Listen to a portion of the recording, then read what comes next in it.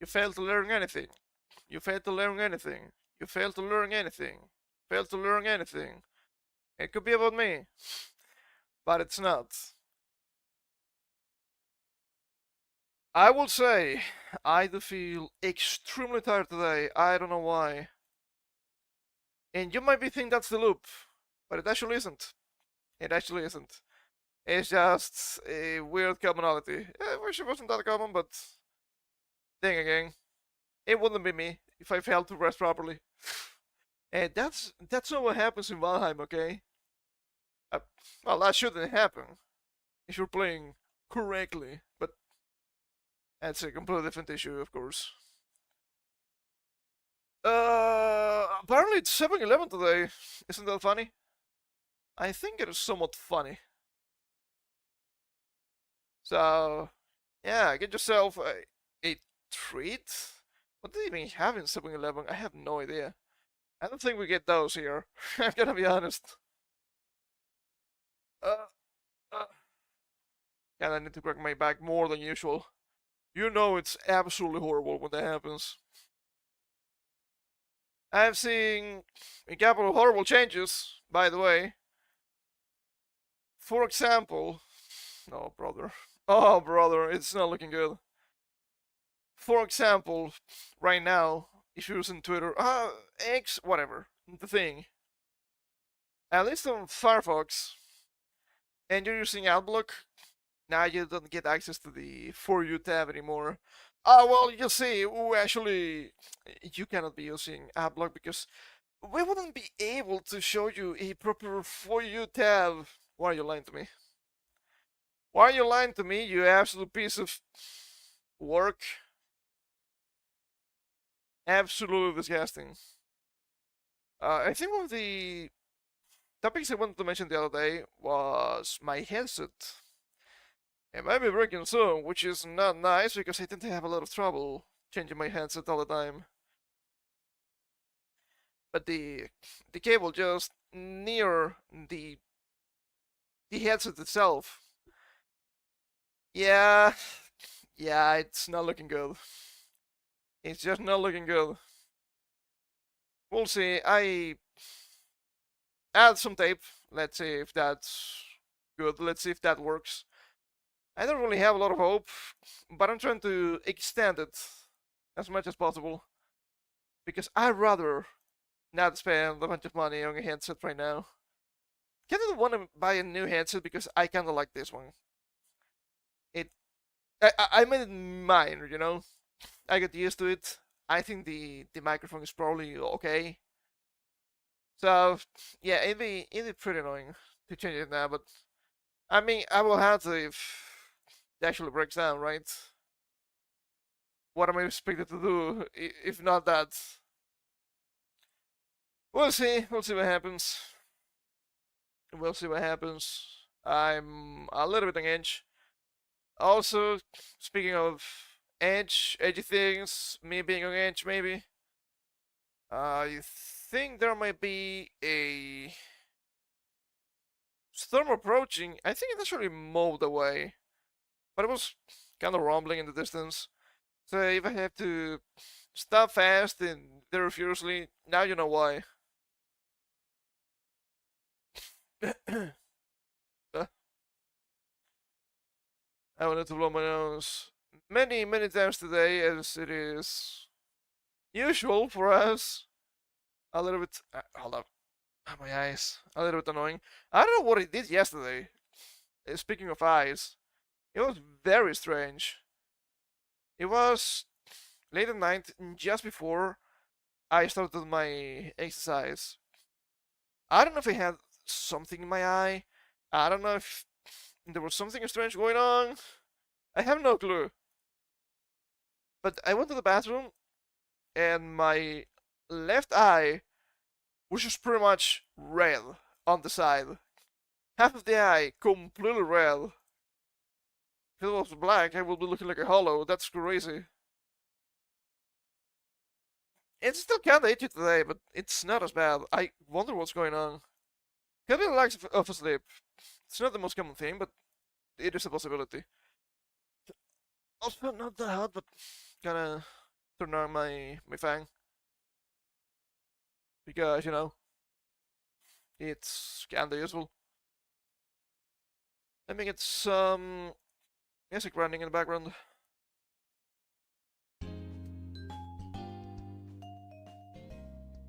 Yeah, but that don't need to be too loud as usual.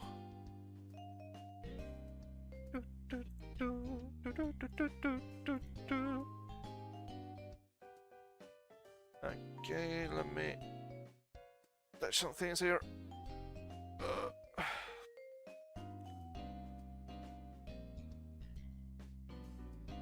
Okay, alright. It's probably fine. So, what do we have for today? Who are these people that failed to learn anything? Well, I don't think it's a mistake. I think they're just plainly evil. So now you know we're gonna talk about the government. Surprise, surprise.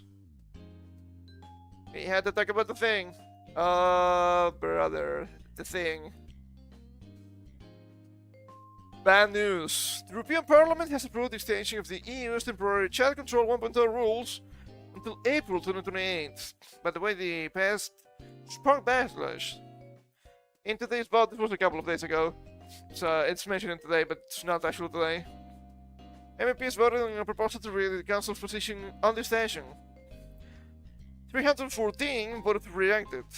276 voted against rejecting it, meaning they supported the extension.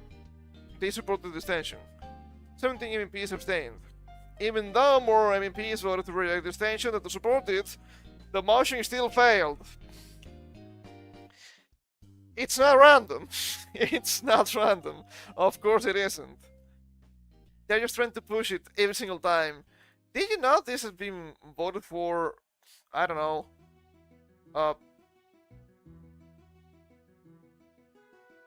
6 times? I think it's close to 6 times. It might be close to 8, but I'm not sure. And of course, it has failed every single time. And of course, they're gonna keep trying. Because the objective here is not to be a bastion of freedom and democracy. The objective here is to screw you over and mass surveillance. Why literally worse than China? We'll get to it eventually, but why literally worse than China? This happened because the vote followed the EU's second reading procedure, which requires an absolute majority of all members of the European Parliament, at least 361 votes, to reach the Council's position. A simple majority of the votes cast was not enough. When they say absolute majority, I think it's supposed to be 2/3, but I don't think that's actually correct. Let me run some numbers here. So we have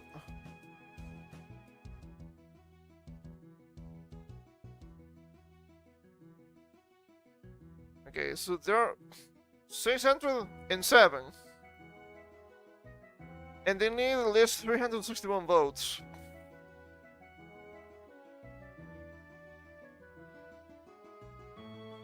It doesn't make a lot of sense.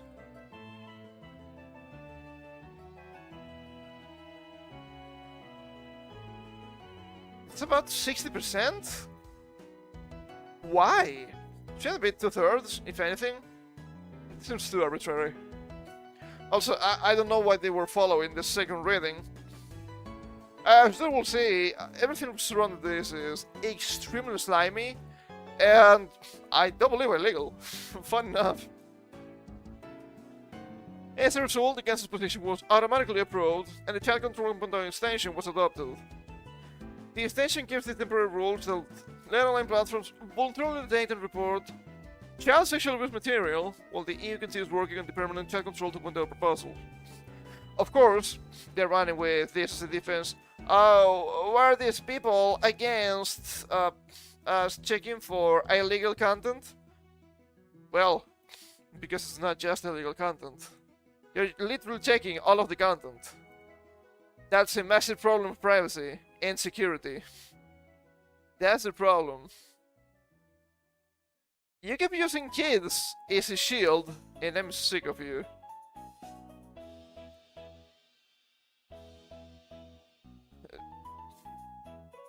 What the?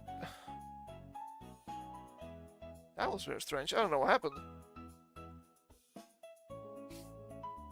The majority votes agreed, but because of the technicality imposed illegally, which is actually correct, and the fact that a bunch of MEPs... MPs, I think that's a typo. We're on vacation in the past anyway. Remind me again, were we fighting Russia? I don't know. Do we really have to dislike Russia? I don't think they're that bad.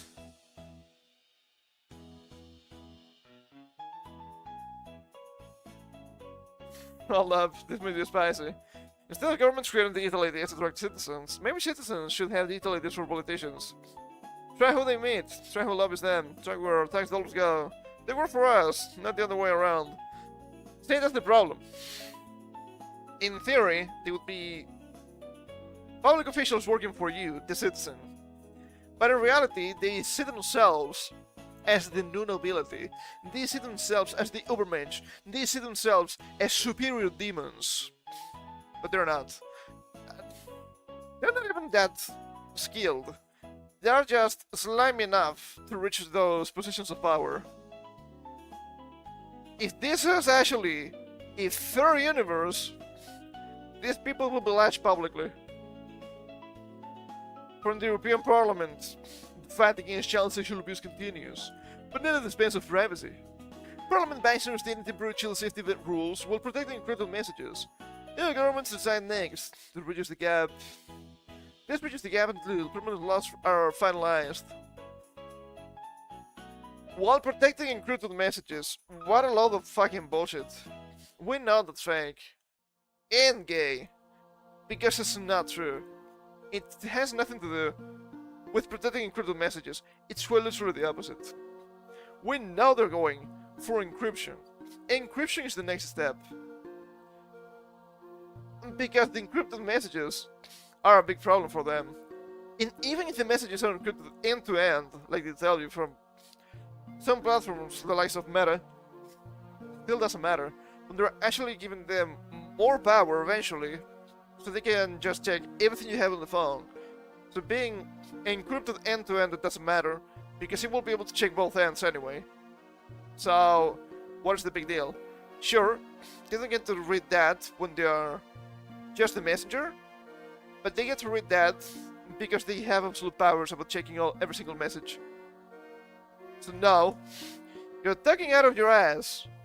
As usual, they're trying to lie to you, of course. It shouldn't be surprising. This is not chat control. Oh, we're looking at something spicy down there. Parliament supported a temporary rule that allows online communication services to voluntarily detect and report child sexual abuse material. Voluntarily, I think they're actually... They have to do it by law. Because if they didn't, they would be liable. Which kind of makes sense, but... It's a very strange wording here. Parliament proposed changes to the text approved by EU governments so that end-to-end encrypted chats, such as private messages and some apps, will not be scanned. I just explained it. Bunch of bullshit. These votes are not the final decision. The EU governments now need to review Parliament's changes before anything becomes a law. A temporary exemption for this already existed from 2021 to 2026. The EU is trying to bring it back for now, while governments and new institutions working on a longer-term solution. But this temporary exemption is not actually real. It's just a lie. Why do I have to believe anything you have to say? You're non-liars. You're non-deceivers. You're probably the most evil government I've ever seen in my life. I'm not even actually joking. I'm talking about history-wide. Measure more commonly known as check control from a technical standpoint aims to measurable European citizens. True and real. Learn more, I don't think you will. Every single time, every time more retarded than before. As usual. The amount of explaining, aka gaslighting, won't make you look any better. I truly believe in you, and you have betrayed the trust. Really believe in that, guys? Have you been in cover for the past 15 years? Maybe you have. You might think it's the right thing to do, but the trick used about this was absolutely anti-democratic. You can't take that back. The damage is done. Your government's design next is the part to watch. the gas that gives reviving gland-side scanning, which is what I'm talking about. That's what they're trying to push for 2.0. 2.0 is not going to be better. Well, it'll be better for them, because they will get to see more of your stuff. But it's obviously not good for you. Despite them trying to indicate that's the case. Scanning my chats with Visor? Maybe. Scanning the chats of everybody else. I think that's what it says. It probably means... well, clearly not the burger, right? Like the stuff you eat. But the... lowercase of the population. The plebeians. We do not want your protection. Use the totalitarian fascist dictatorship ruled by an elected ruler, Ursula. Do you know there's actually 3 different presidents in the EU? She is the president of the EU Commission, but in this case, you better watch out for the president of the EU Parliament, because she is also a messy piece of work. Not the good kind. It's never the good kind. If only that was the case, but it never is.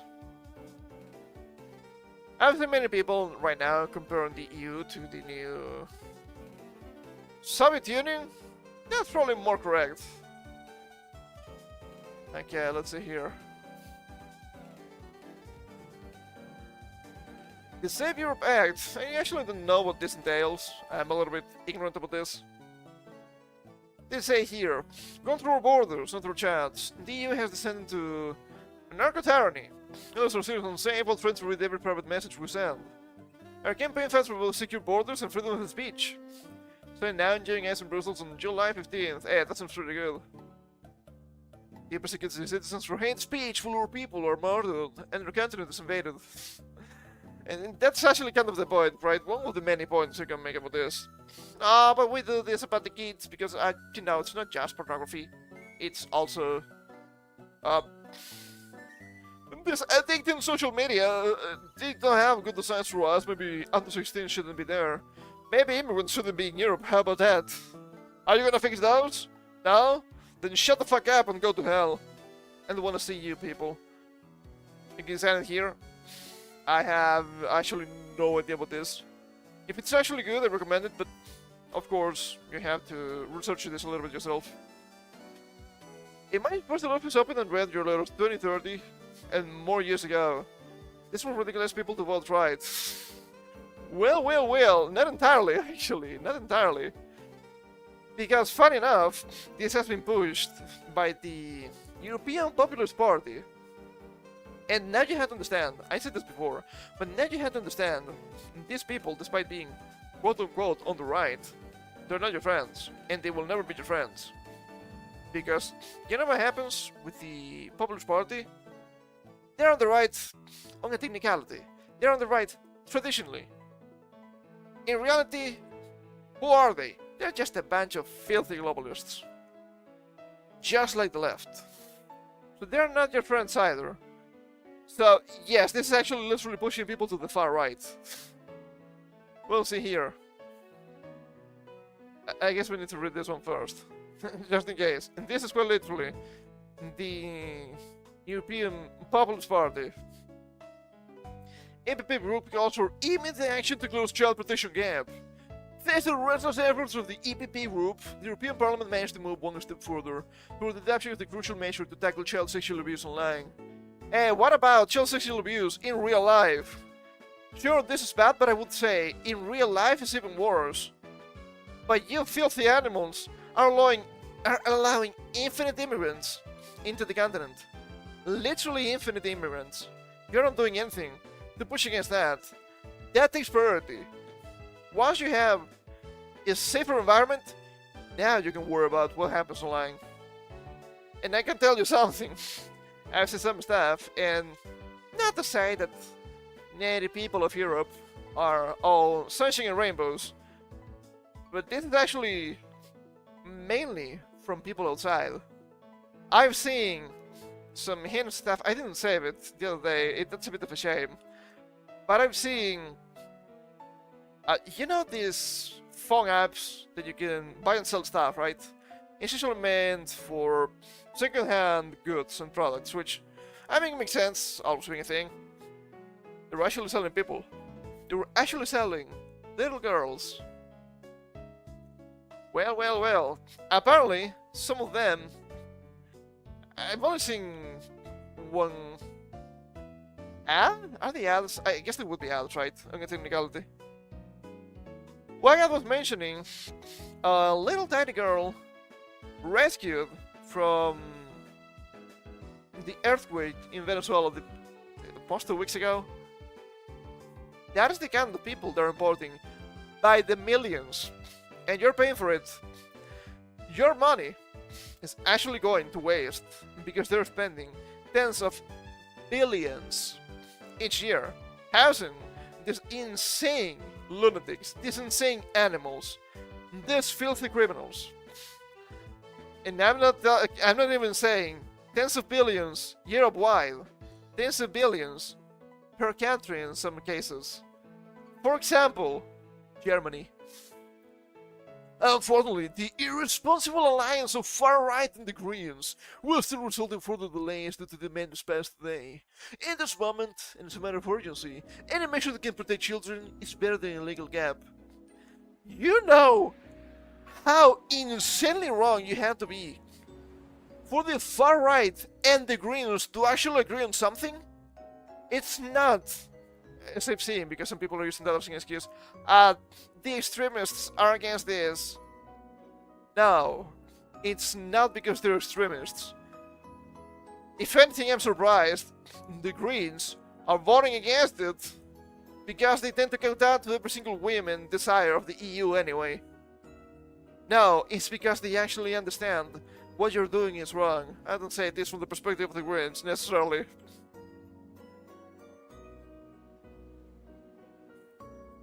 When you have an insane globalistic coalition between the right and the left, only the extremists are actually sensible, because they're actually not extremists. Hilarious. So of course we... Okay, wait. Let's read some more here. I don't want to jump too much, if I can avoid it. The majority of the European Parliament reacted to this, although 314 politicians were to scrap chat control, while 276 voted to keep it. The vote required 360 MEPs. 3 at the Council of the European Union's position. Wow, that's not a lot of replies. A lot of likes. Okay. You're a liar and a cheat.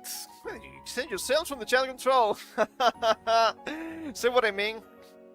They're the new nobility. They're trying to bring in neo-feudalism, which looks a lot like communism. Surprisingly enough, everybody's equal, but some are more equal than others.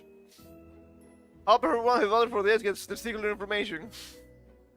I help out the far right and the Greens, but if they're the only ones protecting individual freedoms, like the right to private communications, I'll have to reconsider. You should be ashamed, but you probably lost the ability to do.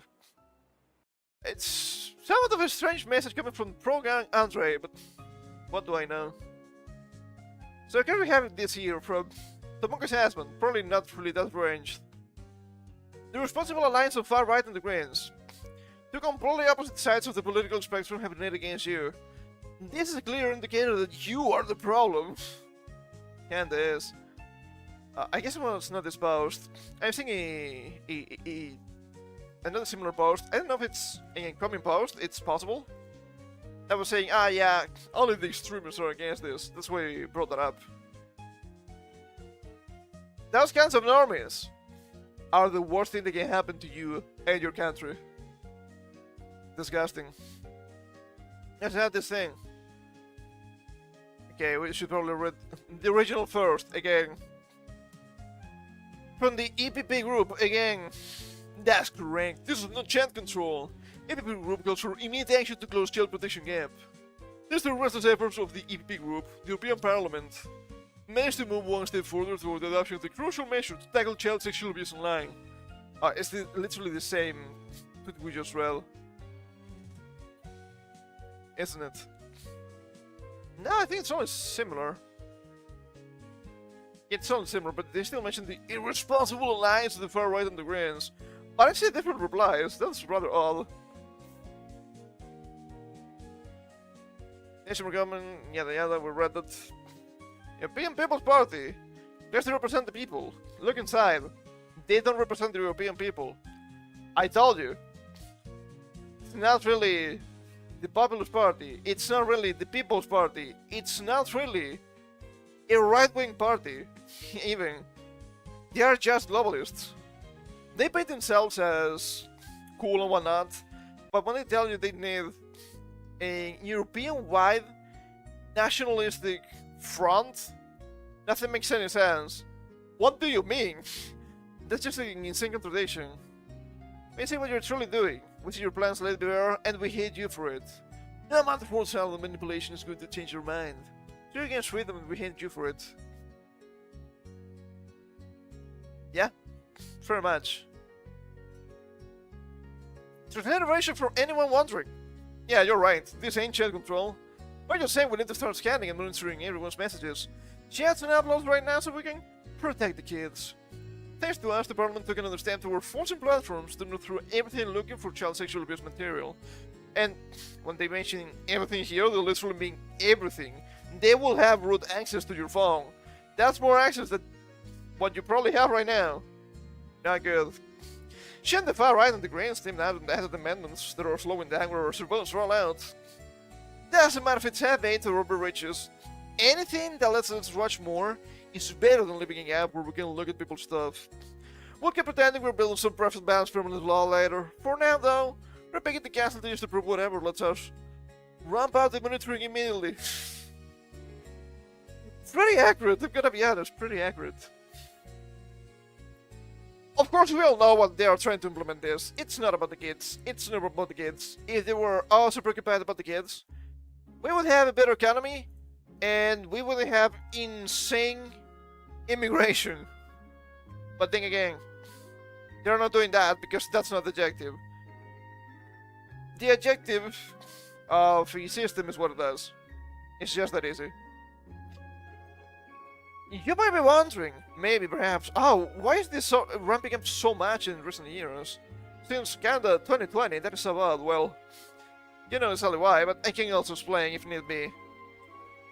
During the times of the coup, they were trying to ramp up a lot of insane politics. Policies will be correct. Trying to break down communications already, because how is it possible that you, a plebeian, get to choose over your own body? How is it possible that you get to choose what is going on here? Why would you, as a plebeian, get any decision and any communication? No, that is not allowed. And in recent times, we've seen a lot of messaging that goes against the powers that be. What do you mean you plebeians get to read that huge document by Ripper Law about 200, it's more than 250,000 girls that were raped in the UK? If you get proper communication, if you get proper information, if you can see what's actually happening, maybe you would be against these politicians, and that is not allowed, because these politicians have to keep the facade of this being democracy, freedom, liberty. They even try to spout nonsense like freedom of speech. Freedom my ass, pal. Freedom my ass. But they are not really politicians. They are not really democratic, and they are really not for freedom. If they could just extort every single penny that you have and they'll need to die, they would do it. Oh shit, hold up, that's kind of what's happening right now, isn't it? That is so strange. Yes, yes, because they see themselves as quite literally divine and cut out differently from the plebeians. They believe themselves to be nobles. Trust me, I've seen these people firsthand. Some of these politicians want to be kings or emperors, but it's not the time for kings or emperors. Well, there are some kings and queens in Europe, to be fair, but still. Even if they were actually kings, there's still a solution for that. A very French solution for that. Not a big fan of the French, but I have to admit that when they're effective, they're extremely effective. Isn't that kind of funny? So of course we also have this piece of work here. This is Robert de Metzola, the sneaky president of the EU Parliament. She is responsible for the shenanigans surrounding the third vote and the exception clause for the child control. She broke several EU rules, like there must not be an emergency vote on an issue that is being voted on the second or third time. Illegal voting, but they don't fucking care. They have done worse things already. Why would they stop with this? Hold up, can I make this a little bit taller? Okay, just a tiny bit. Setting the vote on the day when most MEPs return home is another level of trickery. She lines up alongside Mrs. Lane Callas in the phalanx of Europe's destroyers. Pretty much. They're trying to use every single trick in the book to keep themselves in power. On top of that, anti-84 has faces. It's a highlight of my video shows the same corrupt elitist bitch as von der Leyen and Callas. How leadership is running to the core. They're but dolls putting their seats to serve their master's interests.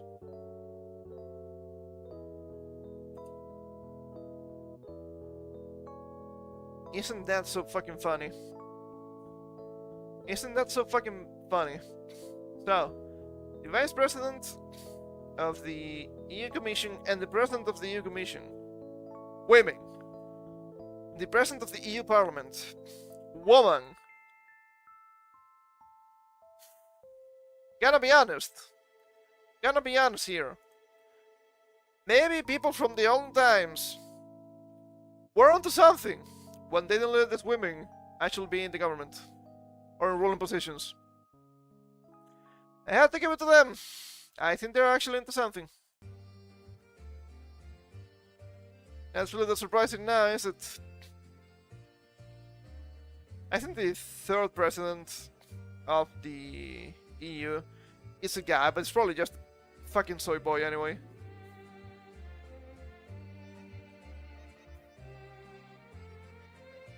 Pretty rough. I get them yesterday. Shigeru Miyamoto's instead new future Mario Luigi partners in time remake Nintendo Switch 2. This is year's 26 by Alpha Dream. You again? I don't understand why you keep coming back. I don't understand what you're talking about, and I think you're trying to shield for somebody else. Why? Doesn't make any sense to me. There are many things that don't make any sense to me, though. This is a full article about this. It's originally in German, so this is machine translated. I hope it's good enough. From Tickets Einblick. Ticketseinblick.de. Liberal conservative. That sounds a bit odd, in my opinion. Child Control 1.0 a breach of law. Metzola wants representation in the Reich proceedings. Okay, yeah, we're gonna see very strange wordings here for sure. But it's surely fine. I think we're gonna be able to understand most of everything.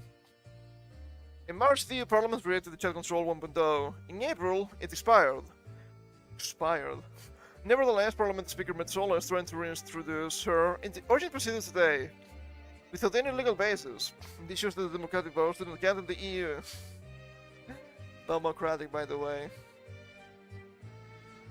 Apparently, your switch to the... Okay, hold up. I need to ban this guy. This thing insane guy that's just shilling bullshit here. Okay, alright.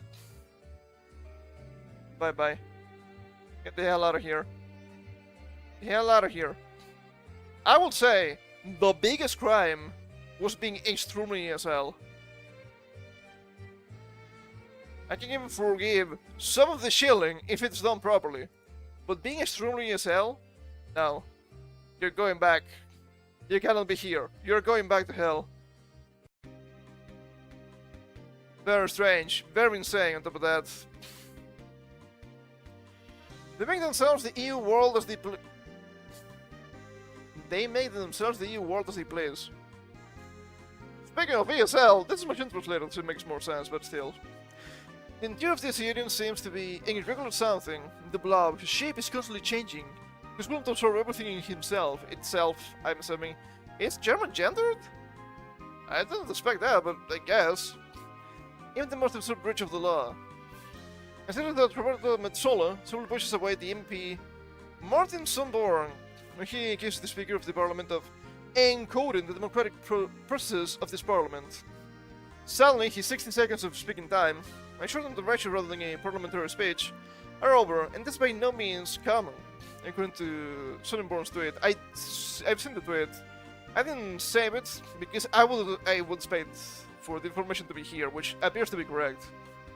This was just speaking time is rather so hyper correctly handled. Even so similarly dispassionate face. Dispassionate? My goodness. Is German actually a good language? You can see that this moment was satisfying it is for her to be able to use the instrument of power. See what I mean? See what I mean? It's not necessarily that power corrupts, because I actually don't think that's necessarily the case. It's more like people that want to use power will end up in positions of power because they will do their best to achieve those positions because they want to abuse the power. Power-hungry fools are attracted to positions of power. Imagine that. It's only the external image of an apparatus that takes out an almost total power perfection for itself. In this Europe, include the pathetic formula, sovereign are no longer the peoples, but this very apparatus of power of the EU leadership, of those ones ascended into the enlightened circle of leaders and thinkers. Leaders and thinkers. Wow, they're really whacking themselves here, aren't they? I know what they mean here in the article, but they believe themselves to be leaders and thinkers, and they're just a bunch of wankers. Not British, but I appreciate the word. It's kind of funny to use. However, they really think it's a completely different page. In the given case, they do not seem to have thought to the end, because the objections to this procedure, such as pigeon excise hell balls, is this actually a phrase in German? That's crazy. And slamming on the procedure in which Metsola, probably her EVP group, and the Council of the Member States want to revive the Jet Control 1.0, which expired in April. It sounds like a non-profit work, but it's the rape, even with the inherently arbitrary EU rules in favor of absolute arbitrariness. It could also be called a totalitarian dictatorship. Could also be called... I think it's a very apt description, but sure.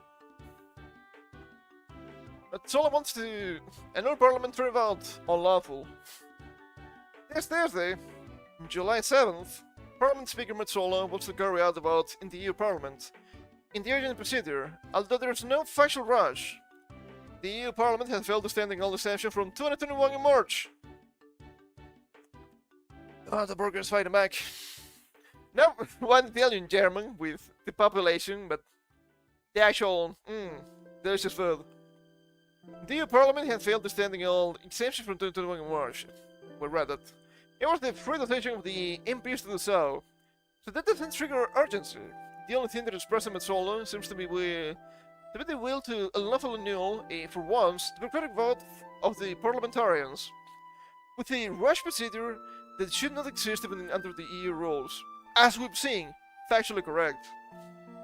So, as a result of the non-extension, the voluntary chat control 1.0 ended, in which providers such as Gmail, the messengers of Facebook and Instagram or Snapchat, when they mention Facebook or Instagram, just think Meta, okay? It's literally every single platform by Meta. Formerly Skype, and has also ransacked the messages of their users and passed on suspects to Europol and national authorities. Shouldn't you need a warrant for something like that? Well, if it was a serious place, maybe. allegedly track down child pornographic materials. Allegedly. Okay, alright. We might need to bring up some homework when we finish this one. I hope I don't forget. How many people have been arrested for child pornographic materials in the EU? Should use Europe. I think I will ask Rock, nonetheless. There's the amount of people that were arrested because of online posts. That's nice. That's an interesting thing we can investigate. But the fact that all messenger users were subjected to a general suspicion and the private messages were no longer private, but rather a secret backdoor, was appropriate in the respective messenger programs, which is currently becoming increasingly clear to more and more citizens. The protest is therefore growing, being against the similarly harmless chat control 1.0, which should be reintroduced this Tuesday in a crowded EU Parliament, thanks to the work of his crowded parliamentary speaker. Which, it happened, we've seen it. In addition, the trilogue? It's not a dialogue, it's between 3 people, I guess. Between the Commission, the Council, and the Parliament on Check Control 2.0. This is not a word you see used, but I guess it makes sense. People will use 3-way dialogue, but I guess a trilogue makes more sense. We might need to copy this. I'm actually kinda fond of this translation. It's not that bad. In the sense of the lexicon used. Though which even end-to-end encrypted messages such as WhatsApp or Signal are to be broken up, are still ongoing in case of need by client-side scanning. According to reports, EU parliamentarians are still resisting this. I mean, enough of them, that's a problem. Here again, the perhaps illuminating explanations of the former MEP and digital freedom fighter, Patrick Breyer. Pirates, I'm assuming this is a political party. I've seen similarly named political parties. I don't know if they're actually serious or they're just dicking around. It's a funny name nonetheless, but I don't know about that. The customer searches of the device. When they say customer, I think they mean client in this case. From your mobile phone, tablet, or PC. This menu answers as an even deeper intervention than the mere search of the central server. Because the terminal device is not only legally, but quite real, a private object, on which young images, contacts, professional documents, family communication, medical information, political reconciliations, journalistic source contacts, legal correspondence, private notes, drafts, documents, and access possibilities to other systems are stored. As still Dr. Martin legal notes, which... Quite correct. Quite correct. That's kind of what was I mentioning before, right?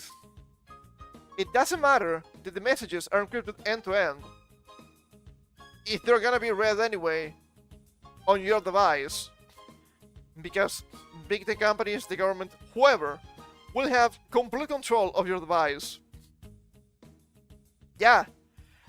You're trying to tell me I need to put on a bandage when I'm actually dying for poison.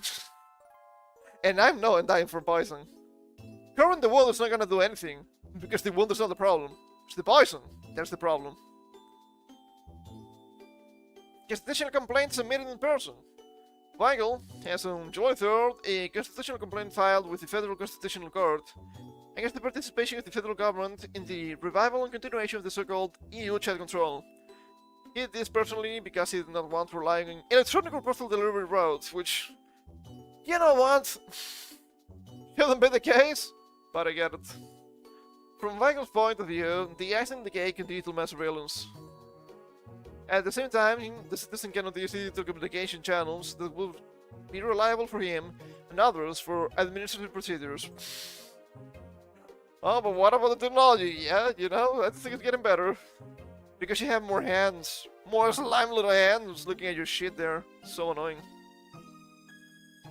According to Weigel, I think I'm saying that right. I don't think it's that wrong at least.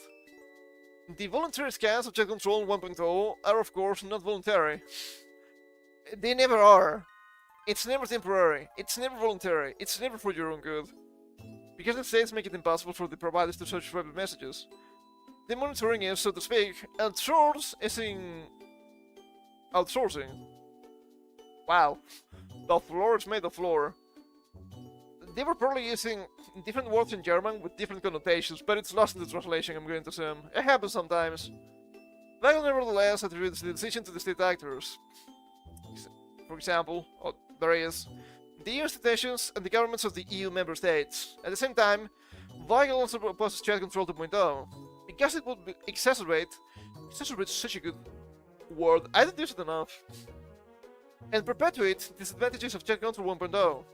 The draft law no longer provides for provisionality or temporary validity in chat control 2.0, and those protections, yeah, come with the wind.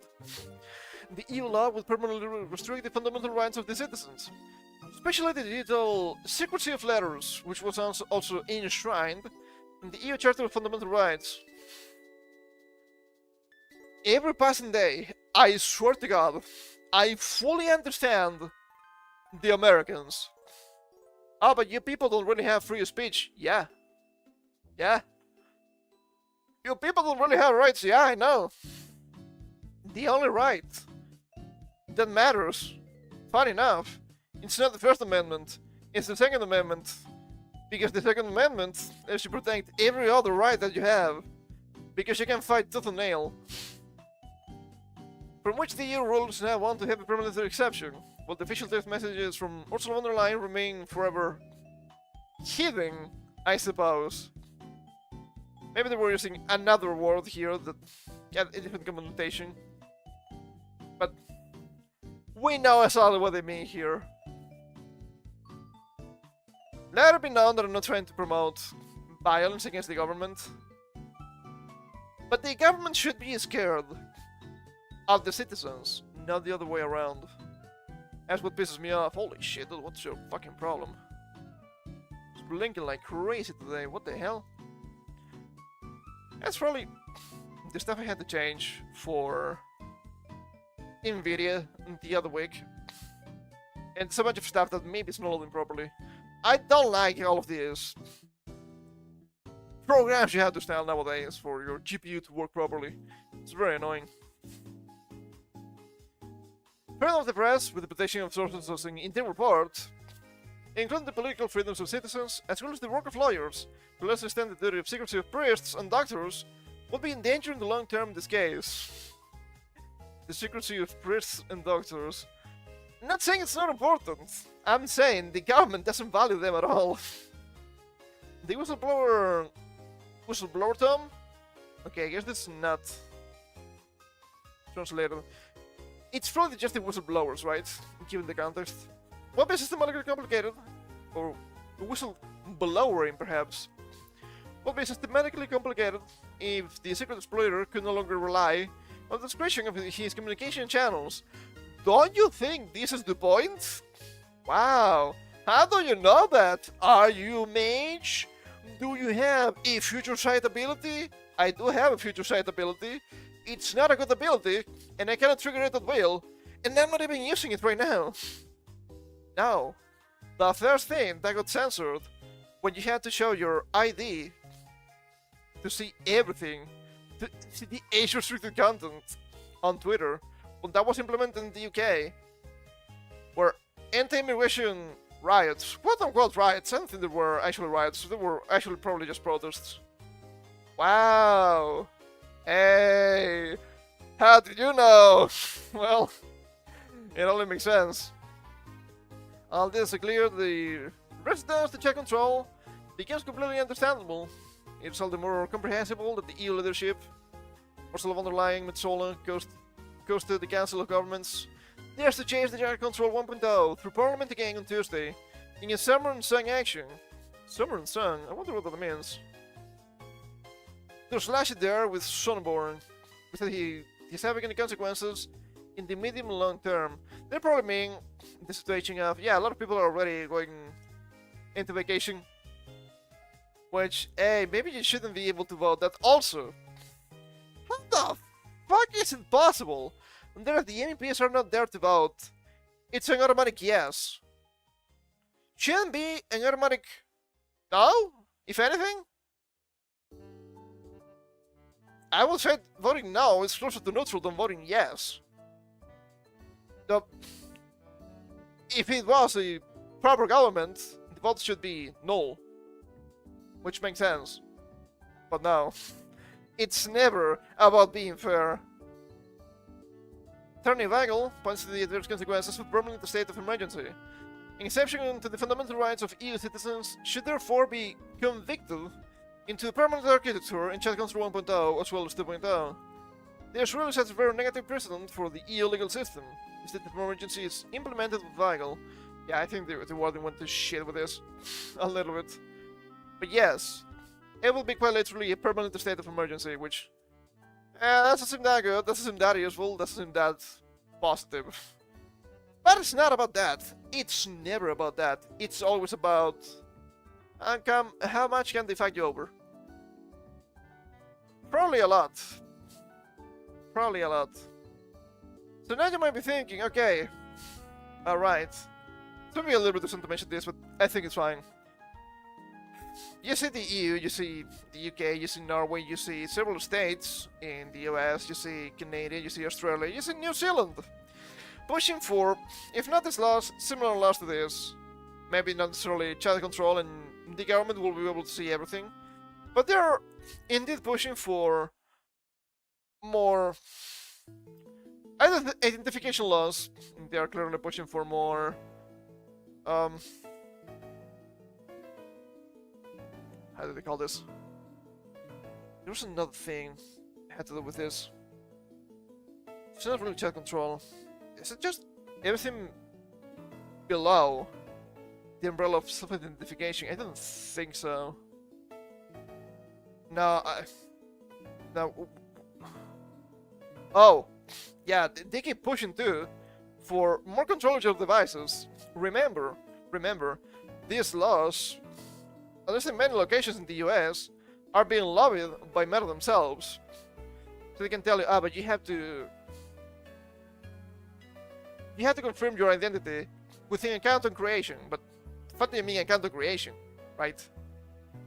In the OS, that's not a thing.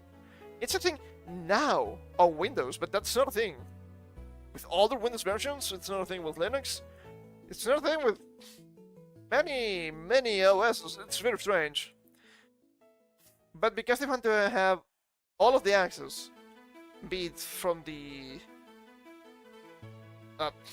device setup, from the App Store, or from the apps themselves, so that they can scan everything that's going on.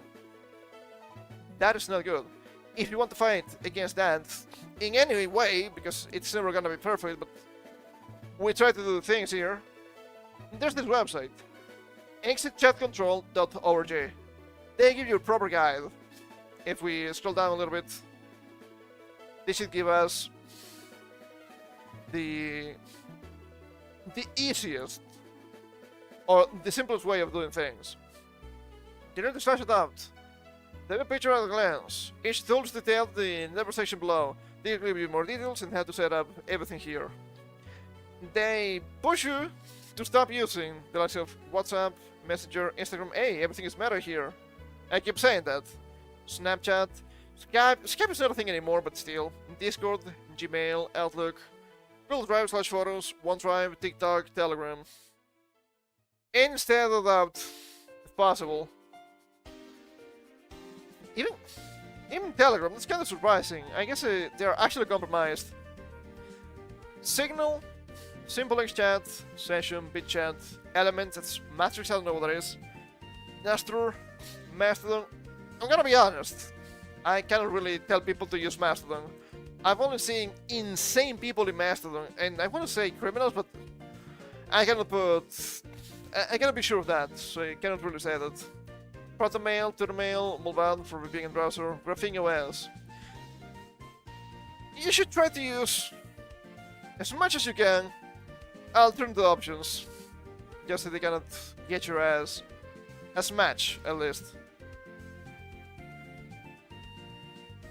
It's not gonna be perfect because whenever it becomes slow, if it actually becomes slow, which I'm not gonna say it's likely, but it's surely possible. Even all of this have to get that to some extent. I don't know to which extent. For example, Graphene OS, is a very good example of this, like Linux, when we're talking about operating systems in general. Yeah, but you have to show your ID when you're setting up for the account. Well, that doesn't make any sense because Linux doesn't use an account system, right? And Linux being the modular system that it is, being completely free, both open source and free code, you can't really force them to kowtow to those laws, because by the logic itself of how Linux works, you can just take that code out. Sure, you need the know-how, but you can just change stuff. It's the same thing with Windows to some extent. You can just use an older Windows and it's fine. But it will update Windows 11, you will have to use that. Well, I'm still only using Windows 10. For example, you can go further back. In many locations, for example banks, they use usually very old versions of Windows, like 95 or 98, because they were really robust and the system works there. Do you really want the banks to migrate their systems and to something to break? No. No, you don't want that. That's really scary. That's why they keep those. And they actually made additional security patches, things to that, and they're actually pretty legit as far as OS goes. Of course, it is impossible to stop using everything here if you want to participate in the broader society of the internet, but you can reduce your usage of some of this. For example, I haven't had a Facebook account in close to 10 years. Why would I, honestly? I didn't delete it because of privacy concerns. It kinda was, but not because of the government. It was because, oh yeah, the bad part of the family found this account. Well, tend to disappear. I don't want to deal with them. They're annoying. And I just did that. It just works. It's actually that easy. But yeah, it's kind of surprising and disappointing to see Telegram here. Bit of a shame. I think they got CEO. Is it actually the CEO? I don't know how it works for something like Telegram, but the important guy from the quote-unquote company, it's illegal trouble because the guy just refused to give a backdoor to the government, or he was refusing that at least. So yeah, it's not great. I mean, I don't have a WhatsApp in technicality. I don't really use it, but it's there. Messaging Instagram. Now, I've been considering. Well, it's been on my mind. I haven't really been considering it. Opening up Instagram for Reels, just mirroring the same stuff I'm uploading on the Shorts channel. I don't know anything about Instagram. I have no idea. I never use Snapchat. Skype is dead. Gmail, kinda have to. Outlook. I have very old mails there. Please understand. /photos. There's nothing really important there. But the important stuff, I'd have copies on me, which is probably for the best. Never use TikTok. But yeah, you have to stop using these platforms.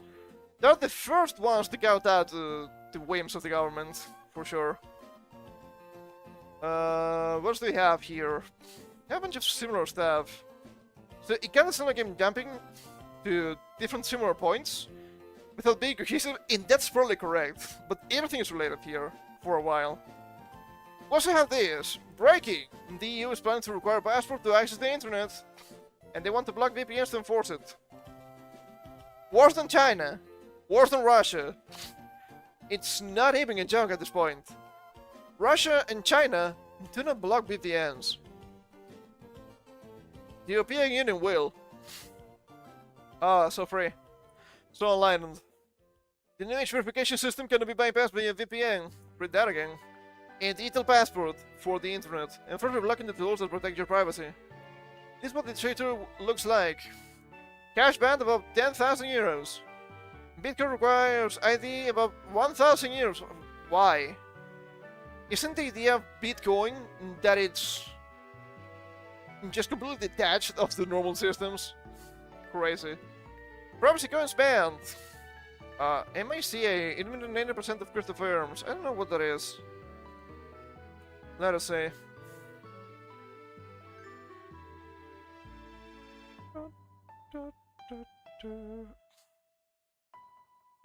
Okay. Appears to be new regulation for crypto. It might be related to something we read before. I'm not quite sure at this point. And now internet access tied to your identity. With VPN circumvention, it's specifically blocked. I wonder how, though. I wonder how. Because, I'm gonna be honest. I keep saying that I'm into tech, and that is true. But do not think I'm a cracked engineer or anything like that. I'm not even an engineer. Didn't go to college. I just went to labor school, okay? I mean, it's better than what you're probably picturing of labor school. But still, I know much more than the government about tech. I think I've shown that time and time again for the past year and a half. Every single time we talk about something like this. So I guess they're just gonna crack down on VPNs, so using fines, and that's it. Cool. Cool, very cool. Every layer of digital privacy being dismantled one regulation at a time. We're marking the bans through capital gains of Bitcoin. Europe is building a system where every click, every transaction, every website visit stands your passport. This is not consumer protection. This is digital authoritarianism, and they're not hiding it anymore. I keep saying it's new feudalism, which looks a lot like communism. On a technicality, I know I'm not wrong. I know I'm not wrong. Okay, make no mistake about this. And we've reached the point where I don't fucking care anymore. But I just think everything is extremely stupid, right? Once again, the comparisons with the Soviet Union. But in the Soviet Union, shit was actually really scary, right? Oh, you cannot say that because, you know, the members of the party are gonna get you. The KGB is spying on you, and you're gonna end up in the gulag. Wow, that's actually pretty fucked up, right? That was not something you wanted to happen to yourself or somebody you liked back in the day. And it makes sense. But nowadays, I think of this and I'm like, okay, the thing I want to do the most right now will be something like, if this actually passes, I want to just write the most insane messages to have the cops come here so I can just laugh at them. I'm completely out of my mind at this point. What are they gonna do? These gay homosexual police people. What are you gonna do? Throw me into jail? Then you have anything better to do, you piece of shit. My goodness. My goodness. Oh. I know. I want to overcome the limits of humanity, but I'm not quite there yet. I probably shouldn't get into a fight with the cops. But at this point, this just sounds stupid. What are you gonna do? It's like the Soviet Union, but stupid. It's so odd. It's so crazy. Yeah, that seems very apt. Only communist to you. Yes, for children, internet censorship. I mean, pretty much what we're saying all day today. What do we have here? I mean, I guess this is also related, right? Because everything is actually the same problem. We talked about this earlier this year. You're seeing this message because there's script lacking software interfering with this page. Oh, disable this. No, fuck you. EU Parliament realized the digital euro. They will tell you this is just to try and find Visa and MasterCard. It's a bunch of fucking bullshit and you know it, okay? It's a bunch of fucking bullshit. It's not that. Now you have your finances, your identity, and your internet access all tied to the same thing. I don't think that should be the case. I'm not a criminal. Yet. I will be probably a criminal soon, according to these new laws. That doesn't mean I'm wrong. But that doesn't mean this insane control should be allowed. If all goes smoothly. Oh, that was not an actual test, they lied to me. The university had the digital euro up and running in 2039. Well, they will help before that for a while. We'll see. EU lawmakers on Thursday plan to start the negotiations for creating a digital version of the euro. as the European Union races to introduce the currency. The point has been years in the making, but the EU first needs to agree on the legal framework underpinning its two ends, the virtual currency before it's available for use. You know why they're trying to push for this, aside from the obvious control, know where you're spending your money? Because of fucking taxes. I'm not even joking. They want to tax literally everything. In some countries of the Union, everything, literally every single transaction, should be taxed. I read, I don't remember which country it is, that even if your grandma gives you something like $50 for a birthday walnut, that should also be taxed. This is a way to guarantee they see every single transaction, and the government can come here and tell you, where's my part? Well, now it's a shame I don't have a toggle to show you the little bird. Wait. That has strange connotations depending on the country. The middle finger. The little bird can be something else. Okay, alright, it's not that small, okay? It's not little. It's completely average. Shit, I keep getting shots about my small shield now. It was not on purpose, how did that happen? The EU believes it delivers the answer to cutting its dependence on US payment systems like Visa and MasterCard, as well as Apple Pay and Google Pay. I understand the sentiment. I don't want to be beholden to Visa and MasterCard, because they have been censoring a lot of shit. You can't buy from this anymore. Why not? Well, they have Lolly. We don't like Lolly, but yeah, but it's legal in my country and it's legal in Japan. Why wouldn't I be able to do something like this? Going to debug the government in Minecraft. Well, how about debugging the government in Marvel Rivals? Have you seen the newest scheme for, I think it's Captain America? Yeah, now that's a very scary debugging. With the big bird in this case. My goodness. So yeah, I'm not a big fan of Visa and MasterCard, but I'm less of a fan of the EU anyway. So this is just, no matter who wins, you're screwed. I hate this current situation. The European Parliament Committee had already given its green light, but the approval was challenged and there was a call for an assembly vote. Now I'm thinking, I know it's the case, or it used to be the case, I haven't really bought any actual goods in quite some time. Well, that is not true. I did a couple of years ago. But I did not pay attention.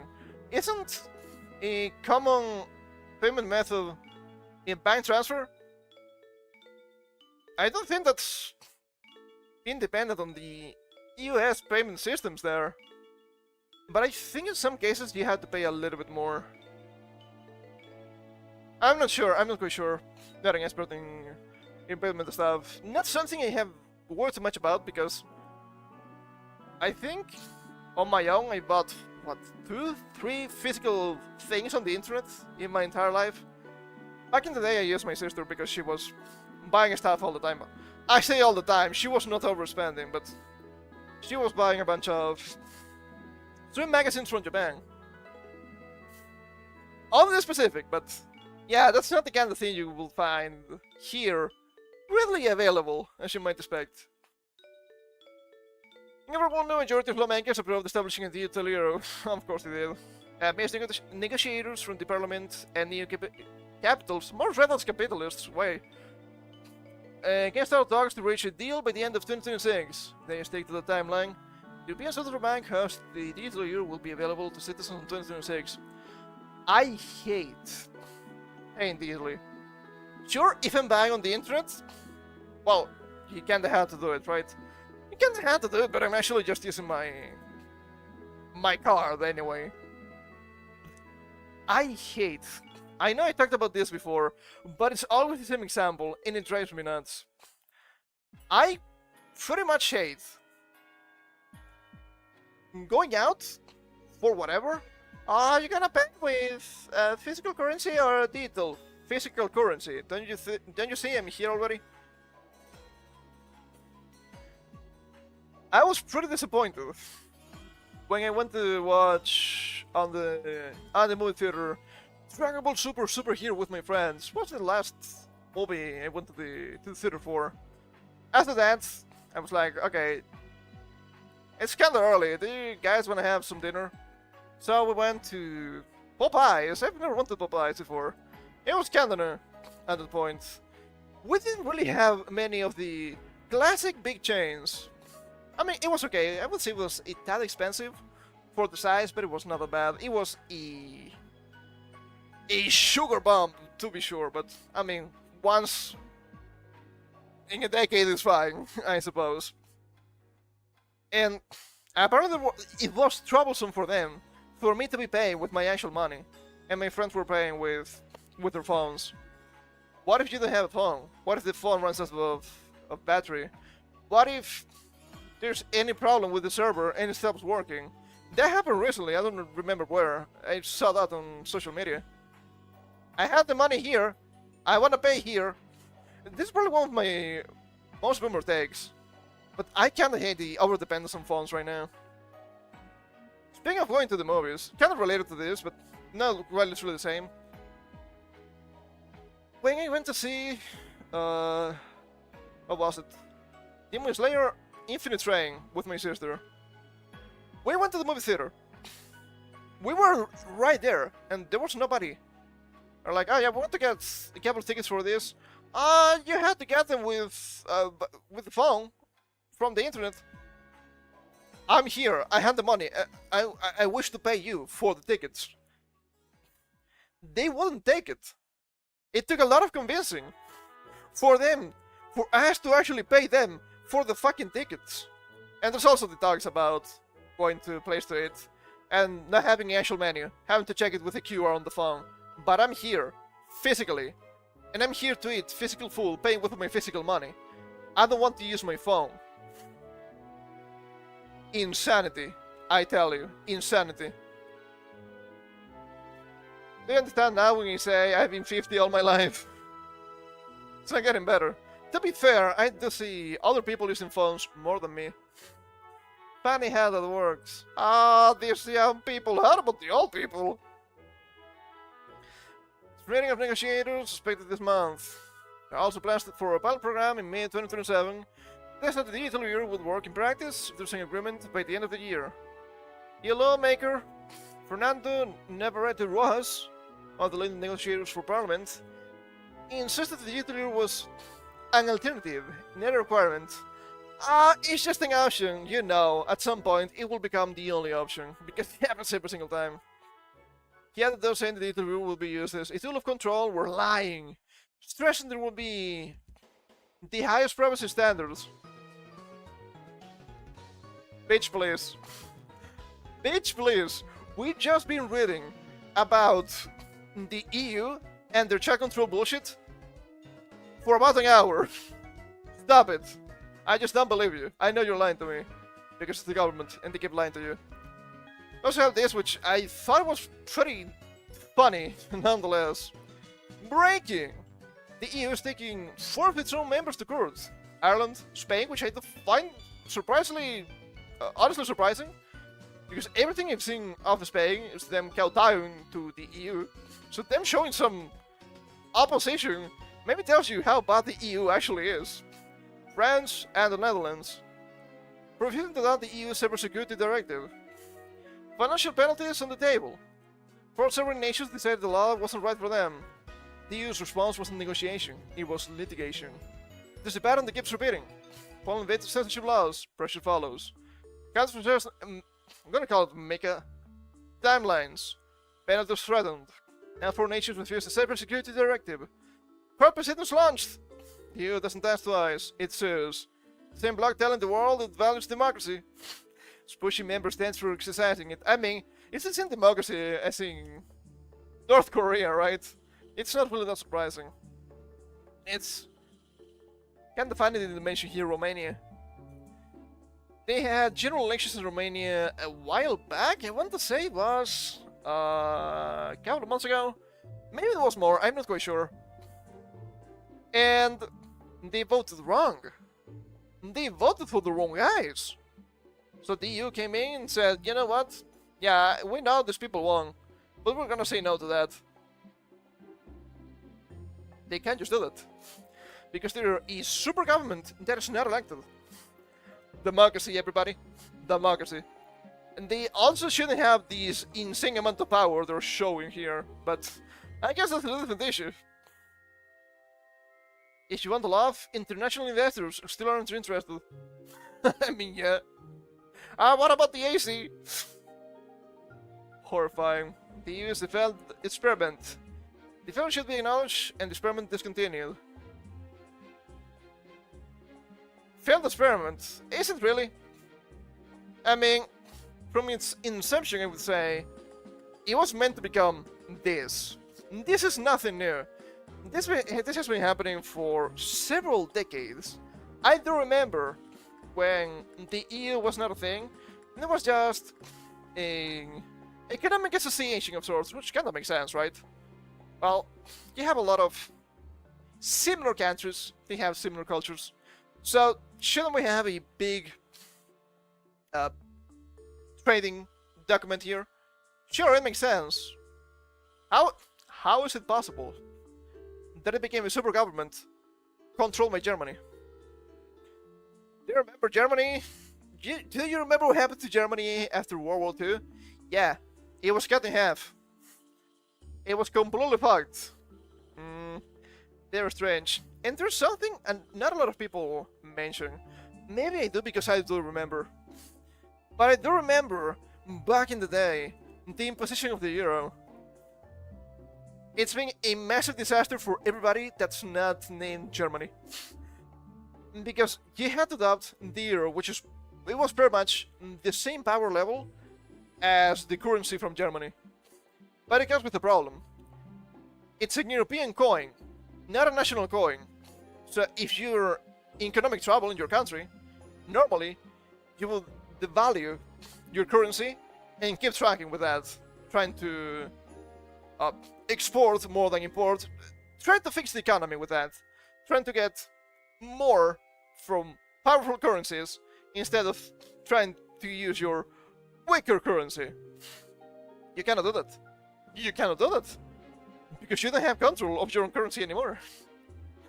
What happened to the economy in the past almost 25 years? Well, you know exactly what happened. Not good. Not good. And it's kind of funny, because the euro was introduced in 2002, if I remember correctly. And there was a huge crisis in 2008. Did we ever recover from that? No, I don't think so. I don't think so. It's actually that bad. But I have to remember, people, this is not just the EU. It has to be something else. Because, sure, this keeps happening in the EU, and it's bad. But it keeps happening in the West in general. It keeps happening in Norway, which is not actually in the EU. It keeps happening in the UK, which is famously Brexited from the EU. Babe Burham will be watching you. This is the new Prime Minister for the UK after Keir Starmer said, sayonara bye-bye. Labour's plans to control the internet will make a Team Party dare blush. But they're meant to be the good guys.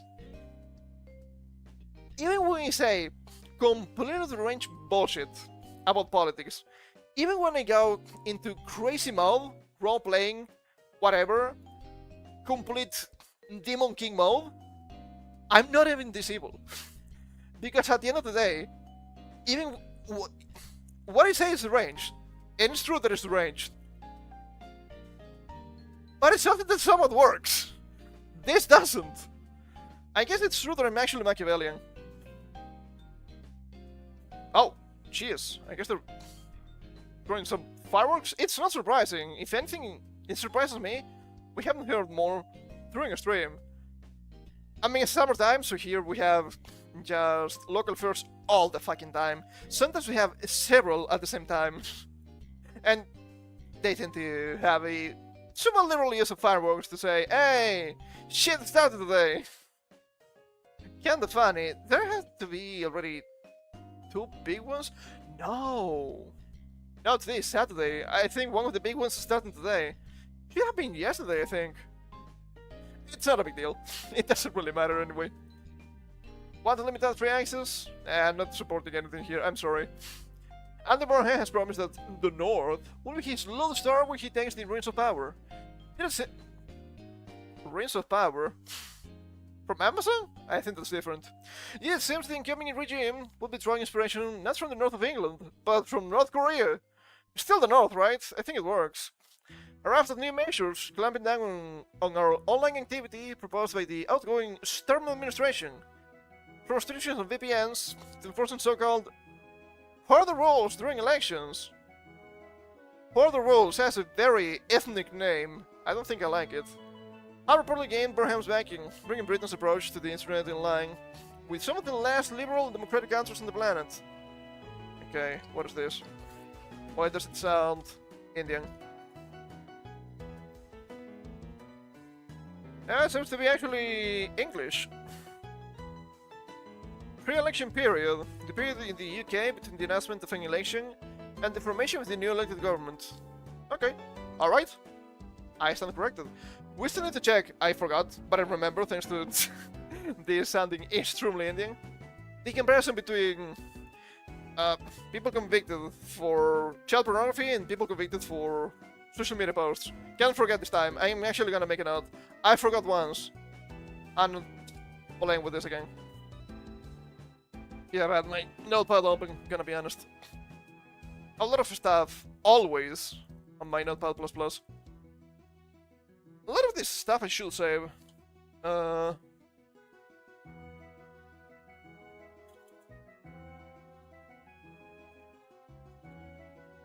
Okay. I will save my notepad. My taskbar, so I will remember. I will remember. Tim Burhan confirmed earlier this week that Keir Starmer's proposed ban on under 16s in social media will go ahead. It doesn't work. We've seen this from Australia. It doesn't work. The most hilarious way of bypassing it, in my opinion, was the kids just drawing mustaches on their fingers and putting on top of their lips, or just drawing those on top of their lips. Hilarious. Hilarity ensues with this. See what I mean? It's a government. They don't know anything about tech. And crucially, to enforce these age restrictions, the use of VPNs is likely to be heavily curtailed, if not banned outright, for children and adults alike. Essentially, VPNs allow users to disguise their location and their device's IP addresses, making it possible to circumvent national restrictions. Their youth has surged since July 2025. Ah, jeez, I wonder why. When the Online Safety Act began blocking inappropriate social media content, and they have been the Labour government's sites ever since. This scandal has promised an announcement of VPNs will come this month. That would bring Burham's Britain in line with totalitarian states like China, Russia, Iran, North Korea, and Belarus. Actually, that's not correct. At the very least, China, Russia, I want to say Iran and Belarus. I don't know anything about North Korea. They actually don't ban the use of VPNs. It's actually worse than these locations. And the crackdown won't end there. Shortly after flouncing off eggs, Culture Secretary Lisa Nandy unveiled a green paper with plans to compel social media channels and video sharing platforms to prioritize what is called trusted content creators, in the name of tackling so-called mis- or disinformation. Videos from the BBC and other public service broadcasters will be given additional prominence on our news feeds, while content from independent creators will be artificially suppressed. I don't remember if I actually talked about this last week. I think that's when it broke out. You know, things are pretty dire when you have YouTube telling its content creators, we need your help. That doesn't sound great to me, I'm gonna be honest. I do believe something similar already happened in Canada, but I don't know if it actually went online. I don't remember as much. I don't worry too much about Canada. Sometimes I remind the exist and I get sad. But this is absolutely insane, because this is not a British company. This is an American company. We're talking about YouTube in this case, of course.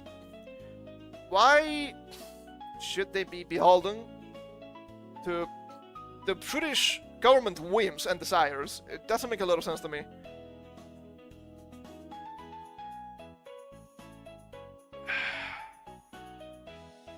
I guess they don't care. I guess they don't care.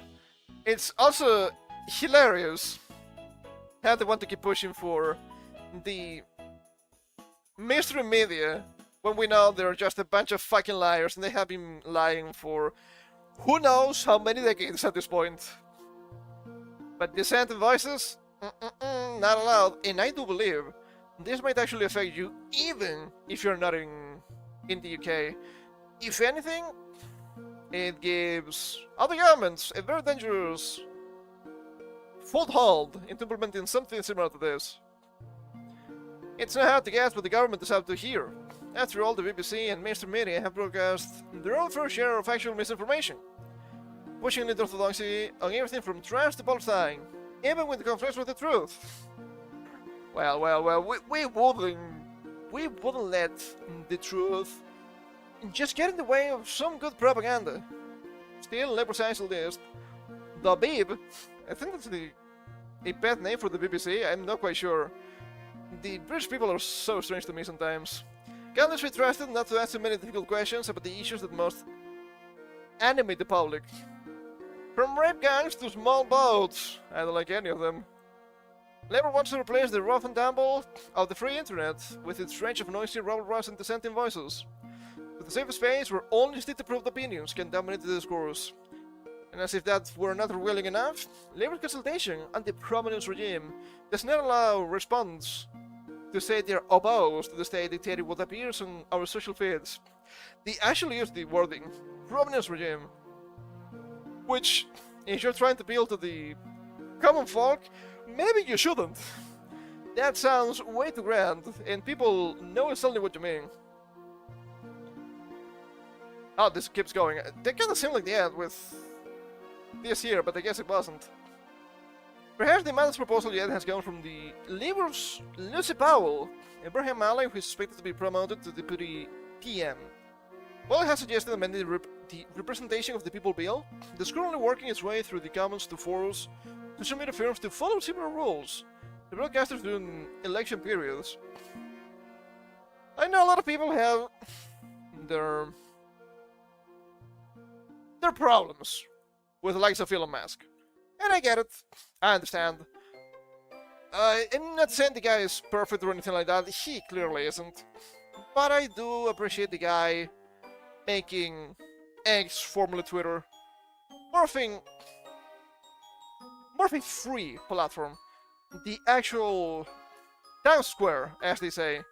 So people can discuss topics in a more free way. It's still not perfect, as we have seen, but it's better than before, I would say in general, speech-wise, because many people monetize as being an absolute disaster to the website, but that's a completely different issue. I'm just talking about the speech here. And that should still be allowed to be the case. You should still be allowed to have normal, proper, random, free communication with whomever, if I'm being honest. They shouldn't follow similar rules to broadcasters during election periods, because it's not government sanctioned, first of all. But usually you have some resting time from the actual political campaigns before the elections. That's for you to consider, in theory at least, who you're going to vote for, and that's fine. If you want to limit the activity of government officials on social media during those times, I think that's okay. At the same time, you cannot let them block people, you cannot let them disable replies, especially if they're actually in power. That's very anti-democratic, okay? But I do think a great part of actually researching who you're going to vote for, if you have doubts, which I think it's reasonable. I have done this before, by the way, would be to go on the internet and check their websites, check their political programs, assuming they will follow them, which that's a completely different animal most of the time. But I don't think discussion with people is fine. This is somewhat implied that everybody on the internet is just a bunch of lobbyists. They're kind of projecting a little bit here. They're strange, but for the control, it's not surprising. In other words, they should seek to enforce impartiality and balance on their news feeds. Even given the weight political parties based on their past electoral support, this is wrong. This is wrong, and this is something I disagree quite a lot with Elon Musk. Elon Musk says X is the best news app, but that's completely wrong. It shouldn't be a news app. It's social media. It's just people speaking to the void. That's what it is, and it shouldn't be anything else. Because when you call yourself a news platform, shit like this happen. And that is not the case. Sure, I'm here on the internet talking about news and whatnot, but calling myself a journalist would be extremely insulting, okay? I'm not that bad. But I'm clearly not a journalist, I'm still just a guy talking about things that might interest people. I talk about the things that interest me, mostly.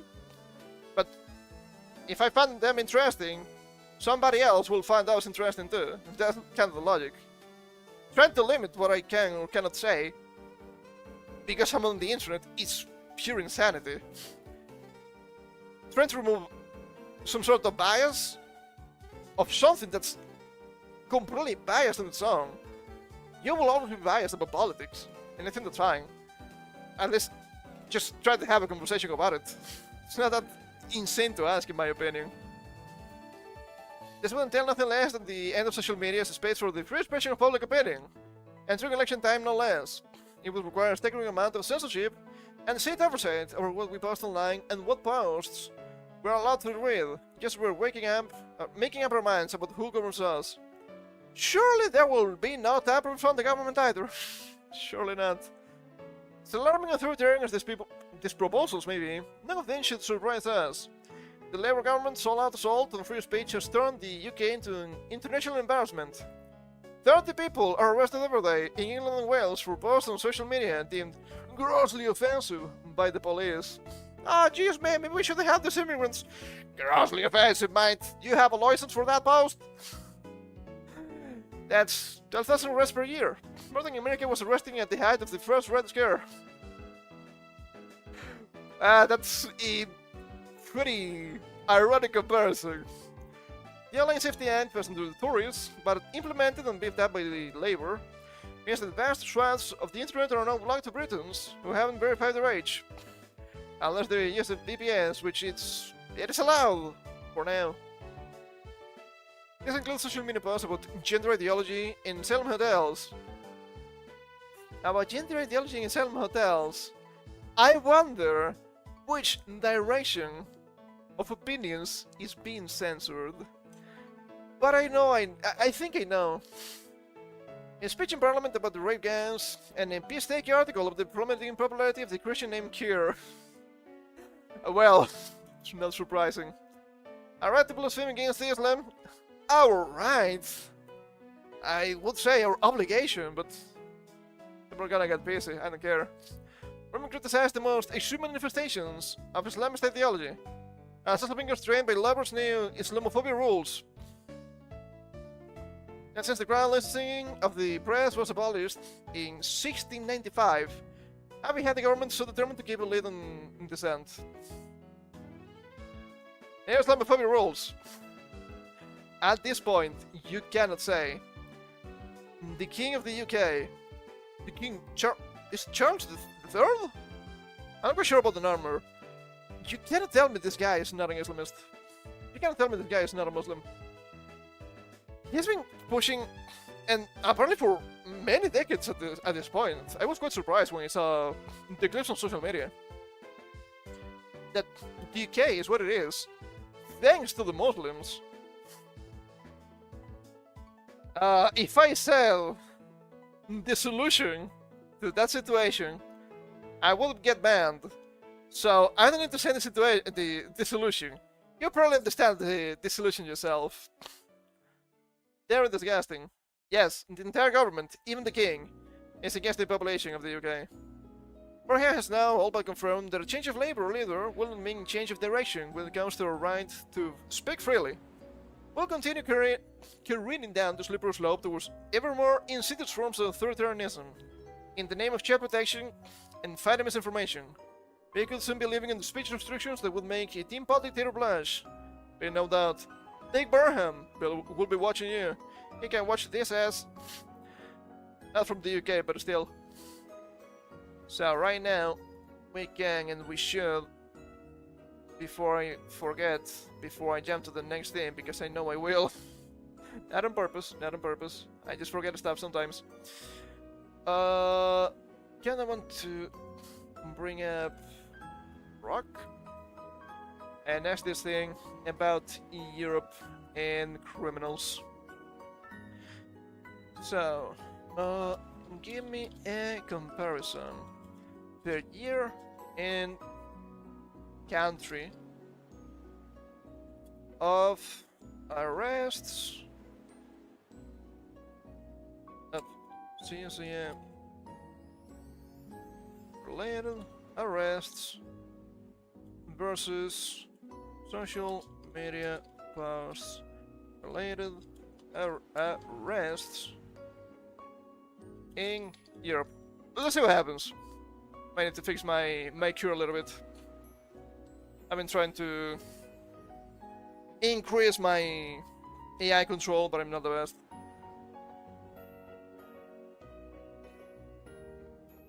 Okay, not public available in a centralized form. Yes, that I'm asking you to do it, you filthy animal.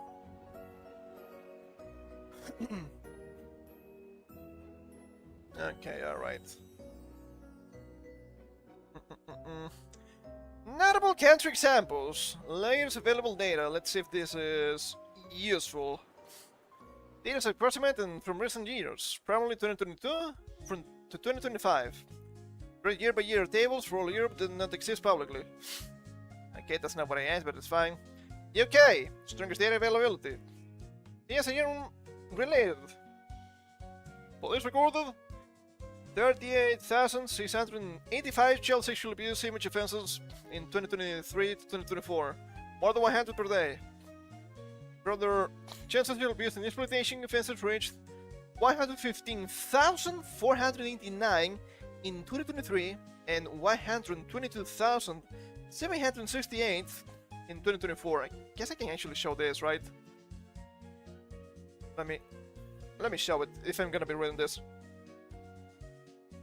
It's gonna be easier for all of us, especially for me, because I will be able to have the usual chats around me, being able to read everything of importance.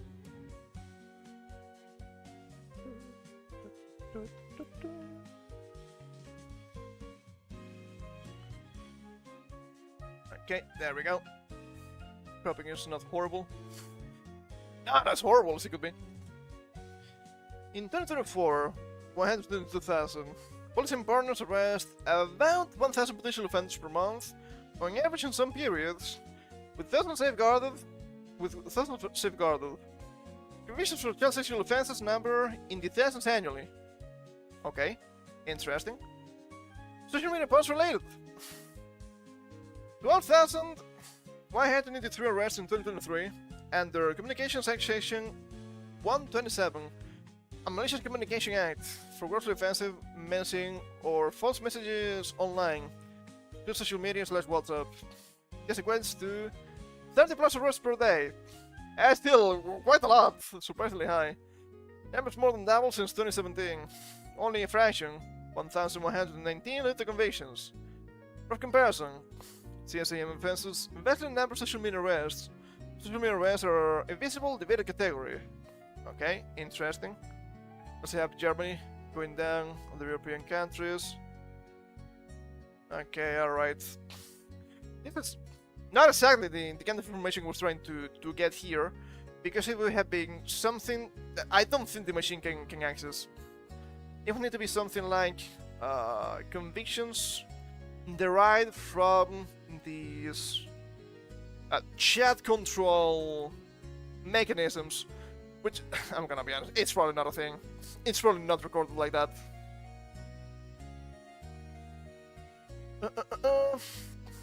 Germany, CSEM related in 2022, 15,520 child sexual abuse cases, plus 42,075 child pornography distribution / acquisition, possession, and production cases, plus youth pornography cases.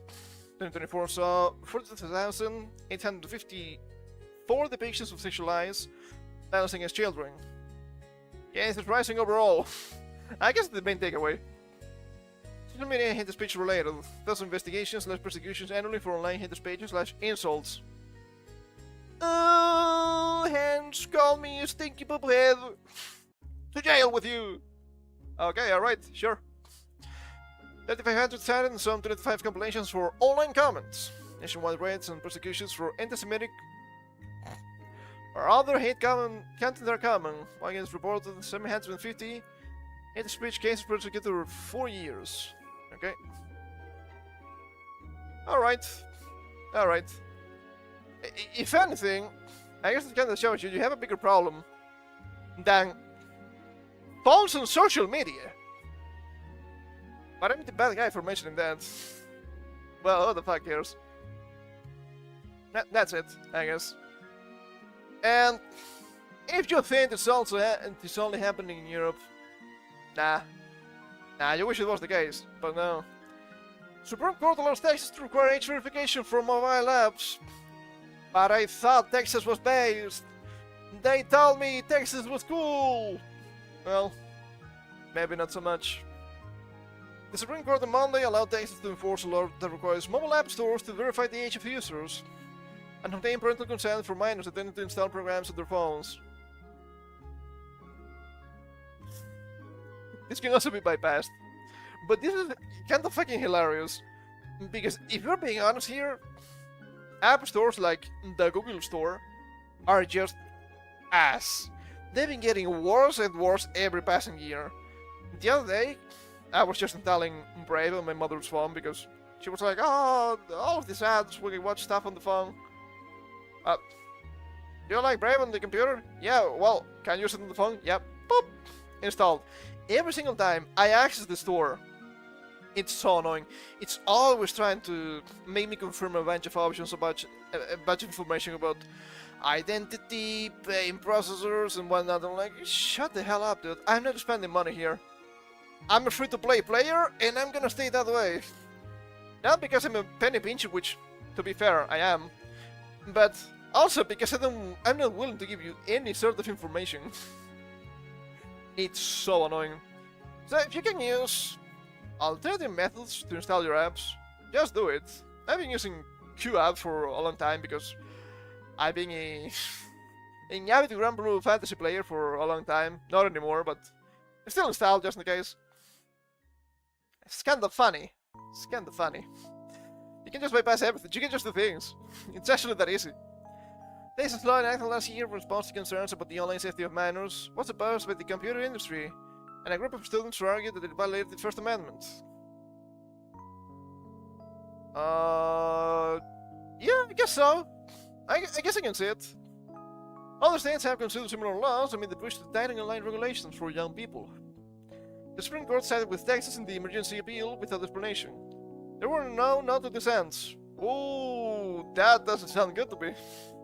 A minor child who downloads a software application from an app store agrees to contextual terms of service, including whether the child's location will be tracked, when the child's privacy will be protected, whether information from the child's phone can be sold by the developer, and whether the child waives the right to sue.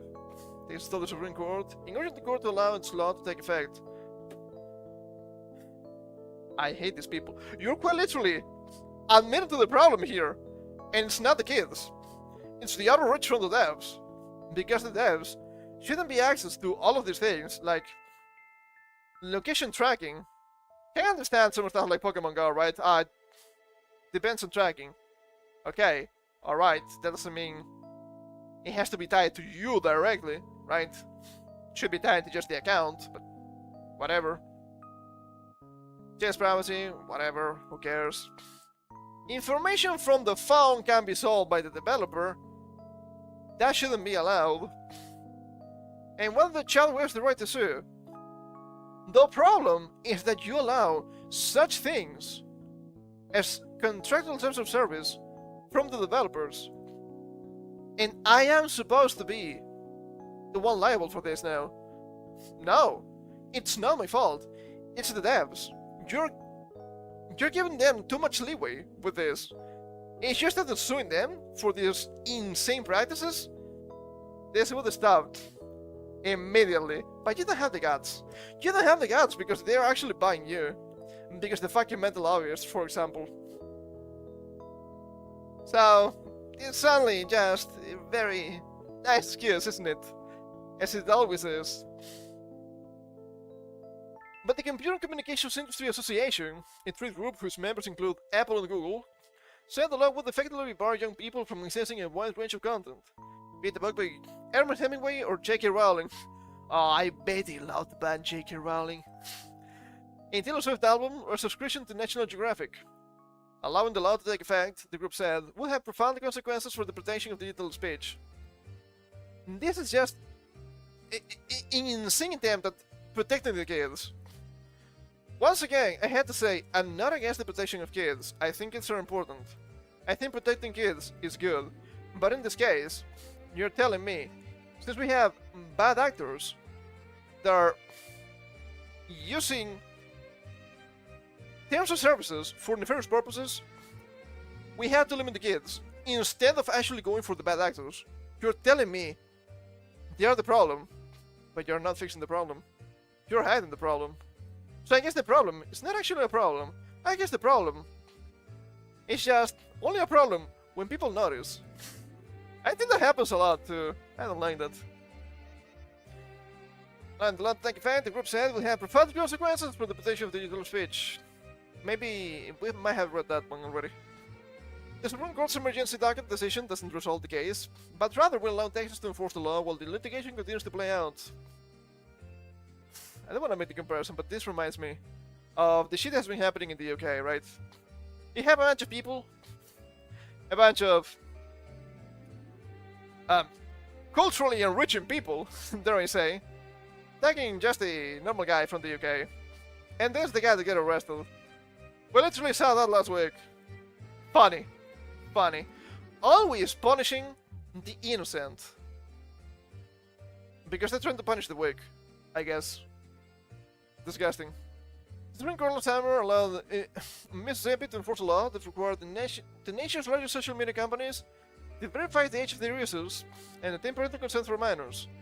The court did not display its reasoning in that case either, though Justice Brett Kavanaugh, name sounds familiar, a member of the court's conservative wing, wrote a brief concurrence asserting that the Mississippi law every single time I want to read that as Mississippi. It's not on purpose. It's legally unconstitutional, but said that the internet companies assured had not sufficiently demonstrated that they would be harmed by a temporary order in favor of the state. Temporary. Wow, isn't that a nice trick? It's just temporary, sure thing, pal. My goodness. Don't you think you're actually giving more power to the social media companies when they actually verify the age of the users? You're giving them more information. When they're well known for selling the information of their users, that seems ill-advised. Especially when in some cases you have to show your ID. I don't know about that one. This law was broader on stripping in every app available. Last year, the Supreme Court upheld a different Texas law that requires age verification for pornographic websites. The Adult Entertainment Industry had challenged the Texas law as violating the First Amendment because it restricted the ability of adults to access protected online speech. Okay, I read that, but I just read it aloud. I did not save anything in my mind. Hold up.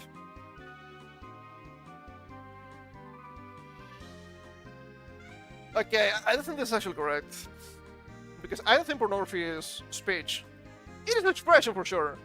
And if you value freedom of expression, yes, you will also need to protect to some extent the adult entertainment industry.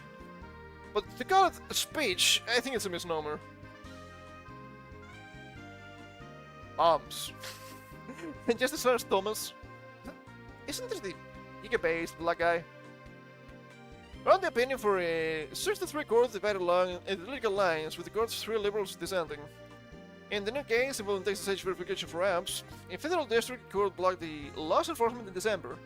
This report was set to take effect, but a 3-judge panel of the conservative 5th U.S. Circuit Court of Appeals put the decision on hold in early June, allowing the state to enforce it.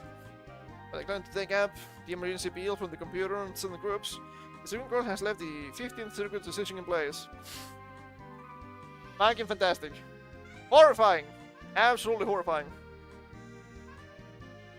And I've seen people cheering for this on social media. It's hilarious. There was a tweet, I did not save it. I could probably look it up. I don't think it's interesting enough.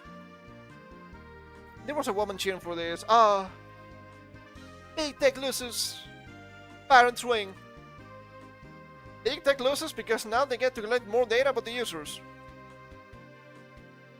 Are you sure? Are you sure? Apparently the woman was celebrating despite her not having any kids or kids with access to phones and whatnot. And you have to wonder, okay, if it has nothing to do with you, why are you celebrating? But the most important part, as usual, is if you as a parent are so worried about what the kids might see on the internet, why do you give them access to the internet?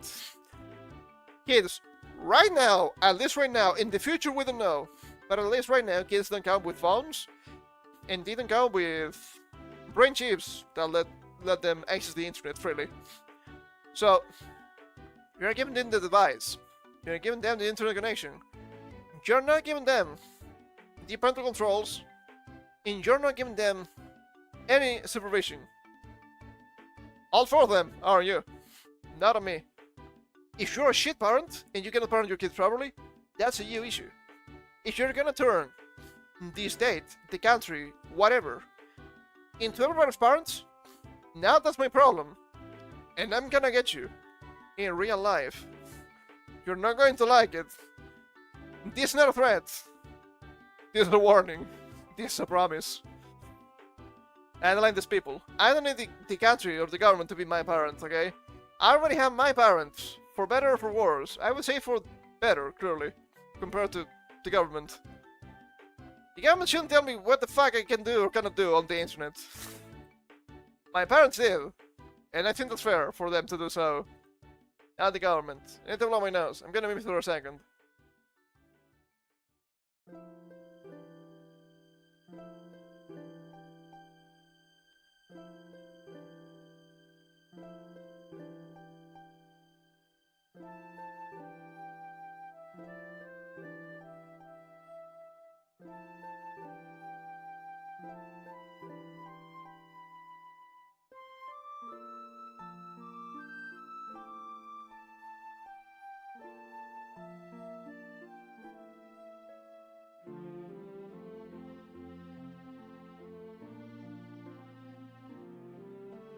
Speak to the people, Piccolo. Let me speak to them. They have to know. I'm not a big fan of the government. I don't think that's a surprise to anybody. But I'm not. And I don't wish to be. I guess all of this stuff about privacy and whatnot has some sort of a silver lining.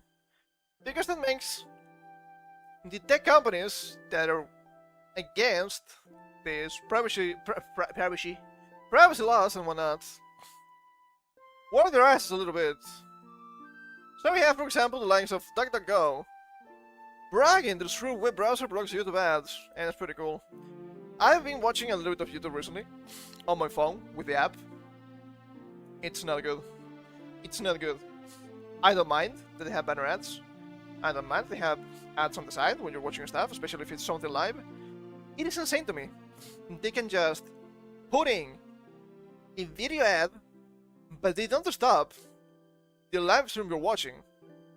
So you have to skip the ad and go back a little bit to not lose anything. Assuming you can actually go back, because not anybody allows that option. Fuck them, that's what I say. Then the goes making a direct page to YouTube users tired of ads, announcing that its browser now blocks most video ads in the platform. Most. Interesting. Watching YouTube without premium can be a tough experience for anyone with a low attention span. The platform has notoriously increased the number of ads over the years, even introducing 30-second unskippable advertisements on TV. Oh, brother, if you're on TV, I do feel for you. I do feel for you. At the same time, the Google-owned platform has been shutting down ad blockers, making it difficult to bypass the waves of commercials. Just use Brave. I cannot shoot for them enough. I'm actually very happy with Brave nowadays. Most of the time I just use DuckDuckGo browser, DuckDuckGo search engine with Brave browser. It works well. It's not perfect, but it works pretty well, I would say. In July 8th post, DuckDuckGo said users can get the full YouTube experience, minus the ads, by watching YouTube through this browser, with the feature blocking ads that play before and during videos. Tired of ads intrude your videos? As do, the company said. DuckDuckGo browser now blocks most video ads, including on YouTube. I wonder if they also block ads on Twitch. It's far more difficult. There are ways to do so, but I don't think there are gonna be native ways of doing so, which I get it. I get it. DuckDuckGo says YouTube ad blocking gives the regular YouTube experience. The feature, called YouTube ad blocking, wow, what a name! I wonder what this means. It's now available on the DuckDuckGo browser and is turned on by default for most iPhone, Windows, and Mac users, as long as the app is up to date. Oh, Android? That's strange. I do have DuckDuckGo browser on my phone. I don't think I ever used it. Android users will also get the feature enabled automatically soon. Though DuckDuckGo says they can turn it on manually for now, by hit the settings, then ad blocking. Very nice. Very nice. There's one major catch for mobile users, however. DuckDuckGo says YouTube links may still open in the official YouTube app by default. But the ad-blocking feature will not work. Of course, it's a different app. The instant viewers need to open the YouTube website inside the DuckDuckGo browser.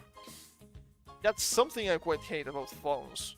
I know why they do it, but sometimes the internet resolver is the bane of my fucking existence. That's how apps interact with each other. That's why you can open links into something else. No, I don't like it. I don't like it, and YouTube is to blame for this one, actually. Very annoying. Very annoying. DuckDuckGo also clarified that the new ad blocking feature is different from DuckPlayer. It's built-in YouTube player that opens videos in the instruction-free theater mode. Oh, I've never seen it before. That could be interesting. Might need to investigate. While DuckPlayer is designed to limit tracking and keep videos from influencer recommendations. And sends up to my alley. YouTube ad blocking works on the normal YouTube website. That means users can still access features like watch history and playlist progress. DuckDuckGo says the tool uses community-driven filter lists sourced from uBlock origin, along with some of its own rules to improve compatibility and reduce issues. Very nice. I don't know what the base is for DuckDuckGo.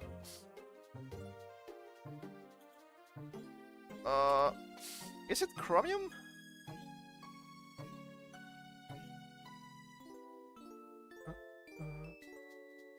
Let's see. Is it Chromium? And this is... What? Not being its own rendering engine. Instead, it uses the engine provided by your operating system. Operating system's built-in web viewer. Because it relies on these native APIs, interface being a direct standalone Chromium clone, like Brave or Chrome, but the Windows and Android versions do depend on Chromium technology under the hood.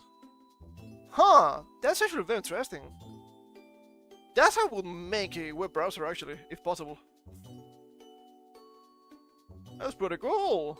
That's pretty cool! Maybe a good alternative. But I know that DuckDuckGo guys are not... Thing out of saying, they have their own flaws with information and stuff. Still better than Google. The company has warned that, like other ad blockers, it can lead to buffering before videos load. Yeah, that's a YouTube mechanism. Once a video starts, however, DuckDuckGo claims users won't be troubled with ads. Very nice. Large caps of YouTube continues to push back against ad blockers. YouTube's own support page is blocking ads violate its terms of services, and warns that users may be asked to allow ads, subscribe to premium, or face blocked playback. How about no? How about you shut up? I don't want to see infinite ads, okay? You cannot stop me. And they can actually not stop you. That's the best part, because blocking ads is client-side, and they cannot tamper that. They can to some extent, but you will always have more control, unless they pass some sort of law, and you'll literally lose access to your own devices. It could happen. It could happen. But at that point, it's probably the end of the internet as we know it, because that also makes malware to be extremely more powerful than what it is right now. While YouTube has also increased the cost of premium in many countries, by quite a lot, mind you, the site also introduced a cheaper version dubbed Premium Lite, which removes most ads, but doesn't come with all the features of the standard version. Make up a problem, and then they will tell you the solution. So far, YouTube hasn't responded to DuckDuckGo's declaration of war against its ads. But if the past is an indication, Google will desperately try to stop the browser's ad block from working. Good luck with that. Good luck with that. Fuck. I'm dying. I don't have any water still, but I haven't done finished with my entire bottle today. Or right now during a stream, I mean.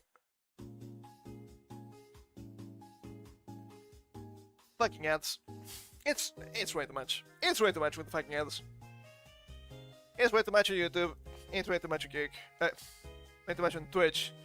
I was about to say that allegedly they're also adding ads to Kick now, which I'm not a big fan of.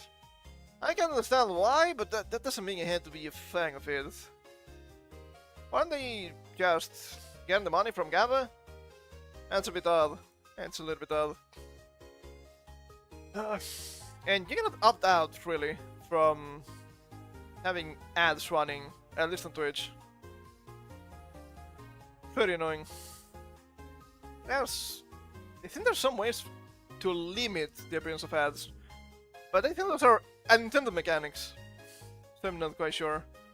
After all, if you keep adding on your stream the content classification labels, the more you stack, the less ads should be running on your stream, because it makes your stream less safe for advertisers. So that makes sense. I mean, it should also tag your discoverability, because some people will be like, these people are talking about sensitive social issues. I don't want to partake in that. But at the same time, you might get banned if you don't label stuff correctly. And if you want to talk about spicy stuff, you have to label it correctly too. And even then, I don't think you are just free to go. I think there are still some limitations. Oh well, shit happens. Moving a little bit more into tech and entertainment, we also have here an article by Fox News talking about Microsoft.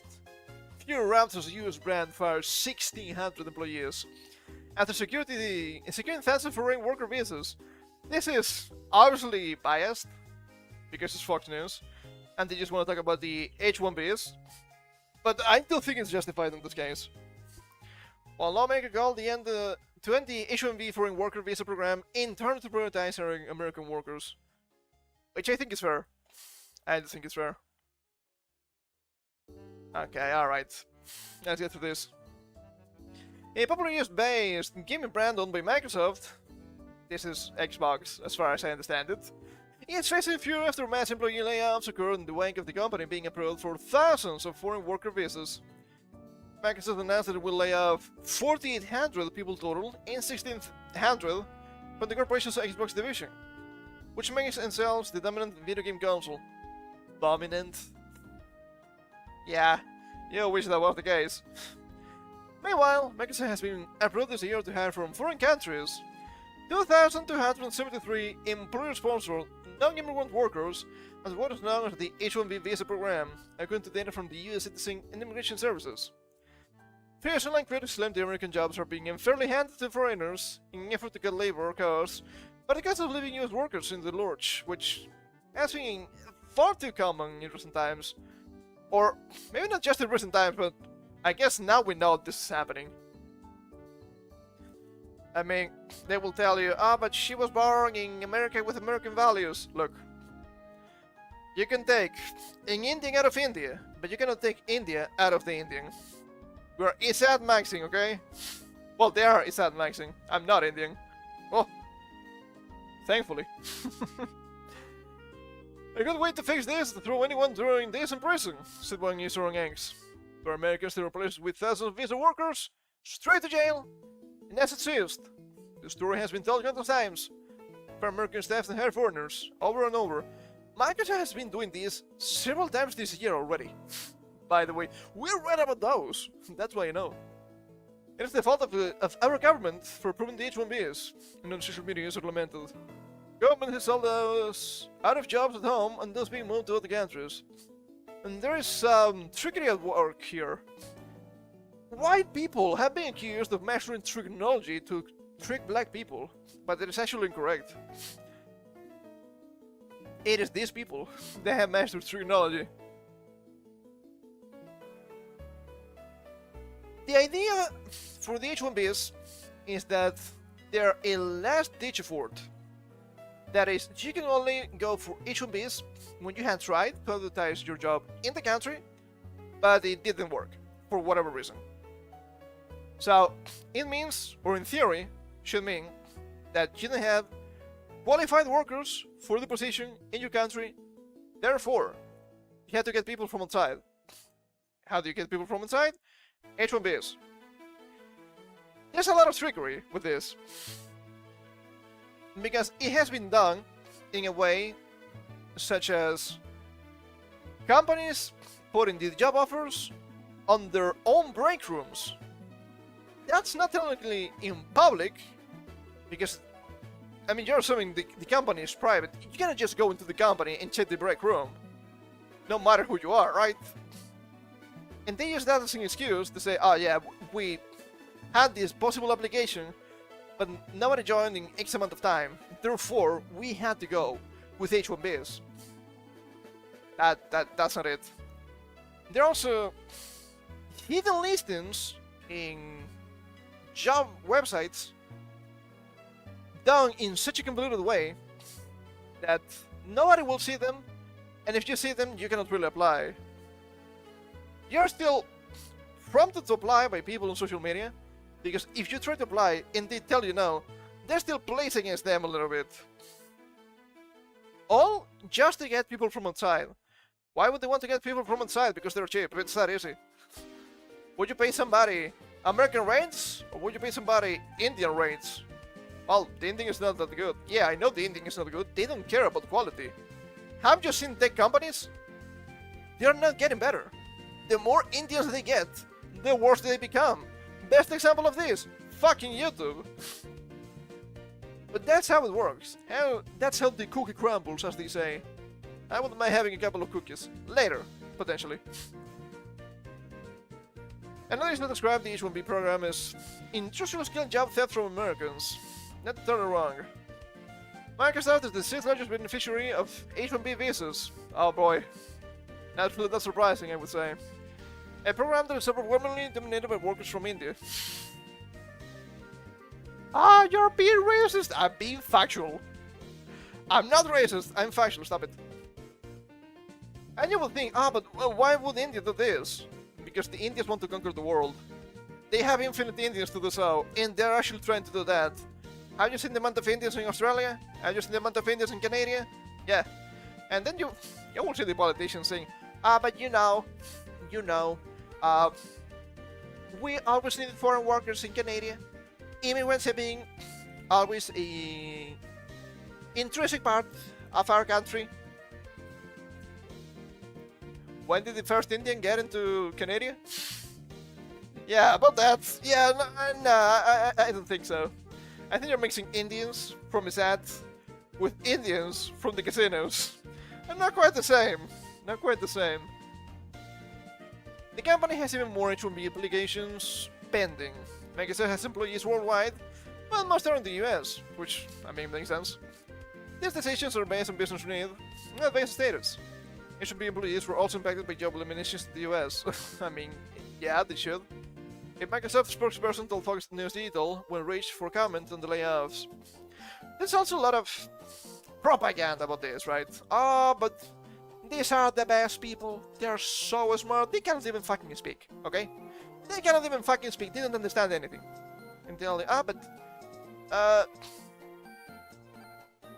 but it's their second language. Yeah, and? Sorry, that's not an excuse. They were a British colony. They actually had a head start. Tsar. No excuses. But it's not even actually true. They're the best and most qualified. Trust me. Trust me. I've seen the best and most qualified from India. Rather unimpressed, or very impressed in a negative way, maybe.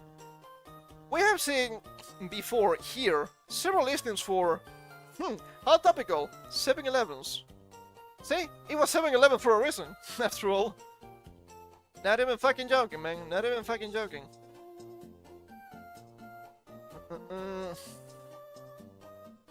Okay, we read that. Every single employer is exploring the H-1B visa program, so the paid for immigration reform. Then that means the program is not good and should be dismantled. Shit, it's getting closer! The Russians are coming for me! The Russians would like me. Lawmaker even called for a complete end to the non-immigration visa program. Which, I think it's fair. If it's not working, and if it's a detriment, yeah, they have to crack down on it. That's how it works. This is insane! Legal immigration is a major problem. These companies, especially big tech, are using these immigration programs to replace American workers with foreign workers, said Representative Riley Moore. Right wing from... I don't know what it means. Republican? What? Oh, Republican from West Virginia, right? Yeah, that seems correct to me. Yes, that is a big problem. It's very easy to criticize illegal immigration. You understand the problems already. They're not cracking down on that anyway, well, they're kind of doing that on the US, that's actually good. But there's a massive corruption problem with legalized immigration. Not even legal, but legalized. Because you get a lot of people in a legal way that shouldn't be in the country. Still worse in Europe, but it's still pretty fucking bad, I would say. No more! It's long past time to end the H-1B scam. As with CEO Asha Shawarma said the company's financial health for the layoffs. Our business today is not healthy, said a member from Shawarma, according to the Associated Press. We're operating at margins that are 3 to 10 times lower than comparable platform and publishing businesses. Yeah? Get good. Well, there's something good, finally. Shawarma added that her strategy is to reset Xbox. Some online critics, however, claim Shawarma's Indian heritage played a role in firing the Americans, given the percentage of H-1B workers from India. Shawarma was born in Wisconsin. It doesn't matter. It doesn't fucking matter. Have you seen the name? Have you seen the woman? It's about the culture, man. It's about the culture. Racism is not about racism. It's about culture. Unless you're telling me there are important differences between races. I didn't say that. I didn't say that. But if you say that, well, that's on you. Vice President Chad Evans announced on Thursday a large-scale investigation into H-1B visa fraud. This should have happened a year ago. But I guess it's not too late, because they're already doing it. Today, I'm proud to announce that the Federal Department of Labor has started dozens of subpoenas and investigations into foreign fraudsters who are trying to take advantage of the H-1B visa program. He said during a press conference in Milwaukee, Wisconsin. Conflict of interest, maybe? Probably not, but odd nonetheless. American jobs had to go to American workers, and then foreign fraudsters and the Department of Labor is fighting back against it. Recently, President Donald Trump tried to limit employers' use of the H-1B program by imposing a $100,000 fee for companies seeking H-1B applications. A federal judge struck down the order, reasoning that it wanted to tax that only Congress has the ability to impose. Okay, sure. This is not the way to fix it. Just completely tear down the system.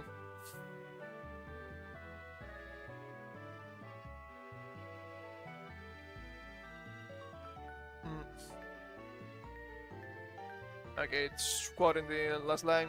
So why your Congress creators demand better? Yep. Microsoft, an overtech and telecom company, has been doing this for decades. H-1B visas should be very expensive and very rare. Agreed. I agree with the idea of H-1B visas, but if they never work and they're just filled with insane fraud, you can't have the system. You have to tear it away completely. It doesn't work, it will not work. Break it down! And the Democrats stand that microphones and tell America they are all for Americans and American jobs. Do they? I found that surprising. The HMA program has never been anything but wage suppression for American workers. If American citizens are unemployed in a job category, then H-1Bs should be kept to zero. Also, isn't it kind of funny they always go to shitholes like India? You would understand, okay, alright. We need somebody for this tech company. For example, Microsoft, right? We need engineers. Wouldn't you think, shit, I don't know, maybe they have good engineers potentially in Europe? Scandinavian countries and Germany are usually well known for their tech people. How about those places? No, no. We need to get Portuguese here.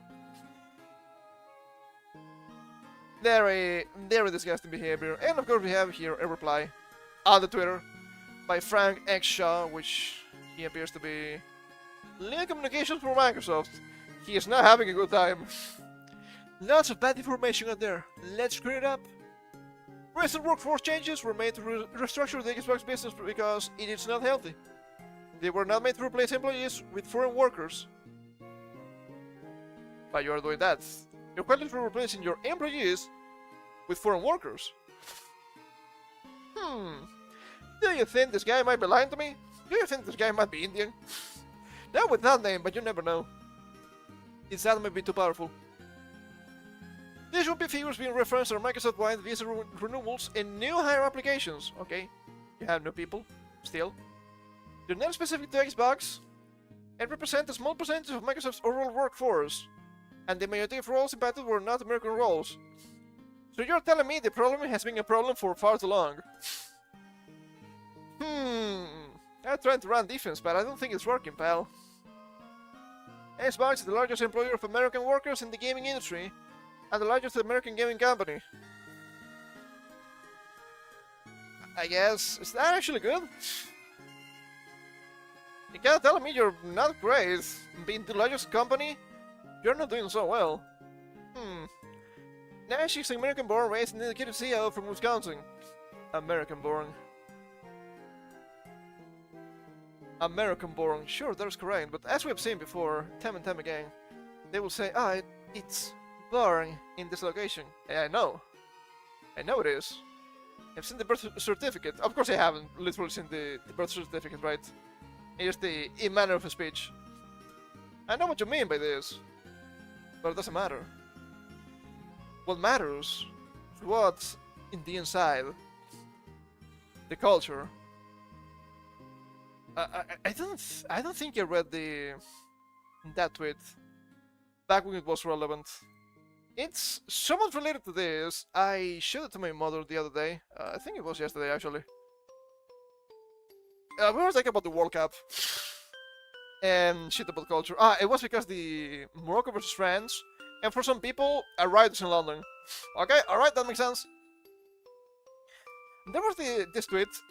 I can bring it up if need be. But there was this tweet, very interesting. Think about Moroccans living in the Netherlands. This was when they played against each other in the early phases of the World Cup. Clearly, Morocco won because Morocco is still playing, apparently. Are they still playing? No, they just lost against France, but they were playing further than the Netherlands for sure. And the guy was talking about how it was a bit of a culture shock because you had Moroccans on both sides. He was talking about the Moroccan immigration to the Netherlands, which I do think is very odd, not gonna lie. He was talking about how it was the Moroccan immigrants that helped rebuild the Netherlands, giving them schools, roads, and whatnot, which I find fucking hilarious. I don't think that was the case. If you were talking about France and Algerians, maybe. Moroccans in the Netherlands? That seems a little bit odd. And the guy was also talking about how they never really got integrated because they were still other people despite being there for 3 generations. Yeah, that's a problem.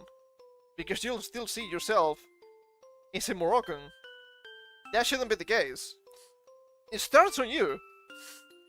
You will always be seen as something other. Let's be real, the people in the Netherlands have been seeing the same fucking faces for what, 3,000 years? It's not surprising that they will find it odd Oh, now we get Arabs now?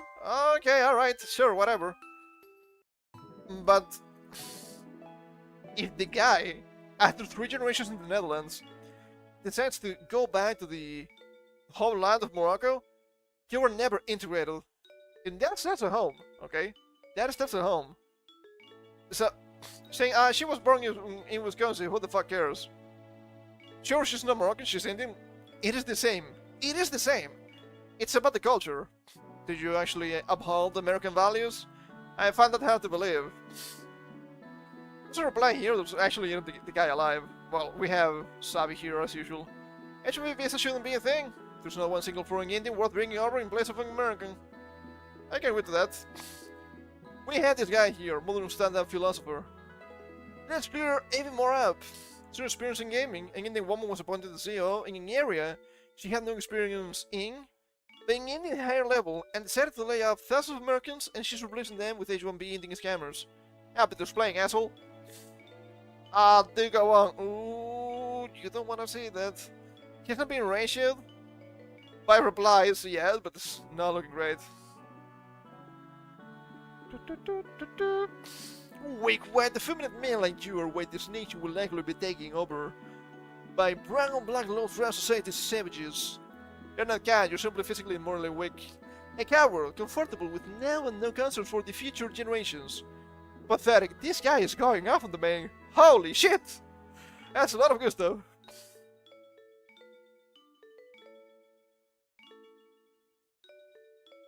How have their departments become Indian?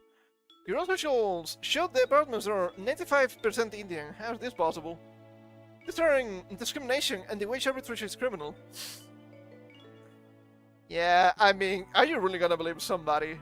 It's the elite communications for Microsoft of all people. Seems unlikely. Seems quite unlikely. Many, way too many tech companies have been moving out of the US. Just trying to get a huge amount of foreigners, especially Indians. You see the biggest tech companies in the US, all of them controlled by Indians. It is not great. It is not great. Well, now we'll be a little bit worried when everything collapses. I will be laughing from a castle in the sky. Potentially. A very unimpressive situation. Oh, we're going over the time today. We're already over time. We have a bunch of stuff to go through anyway. Which is kind of okay, because I do think next week we may go a little bit shorter on Thursday. So I'm kind of making up. It's kind of a zero-sum game, if that makes any sense. There's a bunch of stuff here I want to cover. It was mainly about the chat controller stuff, but I don't want to make just a stream just of that, right?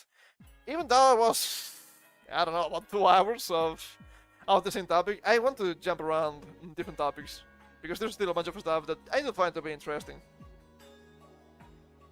What about AI moderation? Yeah, did you see the new Discord shit? Not great. Discord response after users report child safety bans over create images. Discord responds to users reported being hit with child safety bans through uploading ordinary images containing grid patterns. Reports began spreading over the July 4th weekend after multiple users claimed their accounts had been suspended for violating Discord's child safety policies. Users had posted images such as Minecraft inventories, spreadsheets, chessboards, game textures, and other grid-based graphics. Several users shared the screenshots showing their accounts had been suspended for child safety violations, while warning others not to upload similar images until the issue was resolved. How the fuck do you do something like this? I understand maybe getting a warning, maybe getting banned for images that are just suspicious. Right, we have all seen the shit, right? That kind of looks like a dick. Okay, alright, I can see that being the case. The fuck do you mean create this? This is the AI just going complete berserk. Not against the AI, but I think it fails a lot. It has some propensions to go a little bit schizo, more than humans, which is not great. This developer says issue was caused by false positive hash matches. Makes total sense. Reports gained traction after creator Tall Cow, my bad, warned users that Discord's moderation system was incorrectly detecting obscure grid mesh images and searchable material leading to bans in the chat app. Yet the other developers and users shared similar experiences, including game developer JD Bryant, who said the account was wrongfully banned. As the report spread, Discord developer Advait responded publicly to clarify the situation. This is misinformation. This has nothing to do with AI. There were some false positive matches. The bans are only temporary until they are manually reviewed, they wrote. This has nothing to do with AI. I know you're lying to me. This has to be the AI going haywire. What do you mean, some false positive matches? It's not a haha silly mistake, this is a suspicious image. Or you could misconstrue something else. No. It's fucking Minecraft. What do you mean? It's just normal Minecraft. I do wonder if all messages could get you in trouble. I guess not, but you never know. When another user asked whether the issue had been fixed, Advance replied, "Yes, when we saw this yesterday, we found the problematic hash and overrode it so nothing else should get flagged." The guy also said that people have been banned when that was not the case, not everybody wasn't banned yet. I don't know right now, but you should be saying we're unbanning people if you're not sure, okay? Do not deal in absolutes. The camera suggests the issue stemmed from an incorrect content hash rather than Discord's AI moderation system, contradicting claims circulating online that AI alone was responsible for the bans. Okay, what do you mean you had incorrect content hash? To detect grids. This is a very strange mistake to make, I'm gonna be honest. A day after the reports went viral, Discord published a thread confirming that the safety systems had incorrectly banned around 200 accounts over the weekend, and said everyone affected had been restated. That correct, at the time of the statement. This weekend, our safety systems incorrectly triggered the ban around 200 accounts. Everyone affected has been reinstated, the company said. This will explain that its moderation systems compare uploaded content against databases of known harmful material, and that detective similarity matching can occasionally produce false positives. According to the company, flagged content is normally reviewed by a member of its trust and safety team before any action is taken. I guess it didn't happen in this time. Intended behaviors to temporarily pause uploads during their review. Not ban the account, Discord wrote. So it's a several layered mistake. I'm gonna be honest, I'd be happy if it was just AI. It'd be more comprehensible than this. The company said the bug caused infected users to be banned instead of having their uploads temporarily paused. It added that another bug prevented those bans from being automatically lifted after self-reviewed and cleared the accounts. So you had a list 3 mistakes working in tandem. That's very strange. But sure, do go on.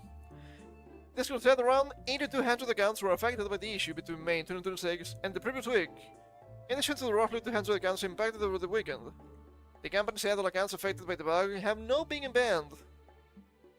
We know there's not a satisfying explanation if this was your account, and we should have caught this sooner, Discord said. We're working better safeguards so this can quietly happen again. I'm Ibaraki, making sure safety systems don't penalize people who did nothing wrong.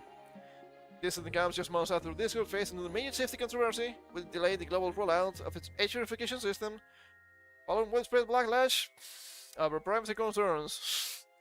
Yeah, everything that has to do with Discord and ID verification has been a disaster since the beginning. What do you mean hacking? Well, it's Discord, what did you expect? The time to go, we don't need to guess that. Yeah, very strange combination of mistakes here for this to happen. Well, I guess it's now fixed, and maybe another reason for you to stop using Discord, to some extent at least. I'm more into game stuff. We have this. Take with a massive grain of salt. Reports claim Sony believes it doesn't need to stay in close contact with PlayStation fans because it trusts the strength of the PlayStation brand and the loyalty of its community. According to the reports, Sony expects the players to keep buying its games as the company moves toward a digital-only future. They also believe the backlash surrounding physical PlayStation game production will eventually stop, and most players will eventually adapt to buying games digitally. This is apparently from an analyst, so massive grain of salt. I would say if they actually believe this, it's insanely bold of them. I wouldn't say this is a great idea, but hey, I will never stop you. Let's see what happens. Let's just see what happens here, okay? After all, as I mentioned before, most people eventually adapt to buying games digitally. Yeah, not necessarily on a PlayStation. Why would you do that? I don't understand this constant attempts at just antagonizing your main customers, but then again, these quote-unquote gamers are nothing more than cattle, well, literally cattle. Oh, nothing dropped! I'm gonna buy nothing! What about the Black Flag Resynced, which appears to be worse than the original release? It's full price, and the DLCs are more expensive than the game. Now, unfortunately, PlayStation is right. This NPC literally bought Black Ops 1 until like hotcakes. They want us to go digital. Well, we'll go digital. Hey, that also works. But I didn't tell you anything. They're out of touch. This PlayStation will flop. We have all been well trained in the art of voting with money. Kids will get cheaper hardware. Wrong apps will remember Sony bending a knee to globalism and punish them accordingly. Gotta be honest.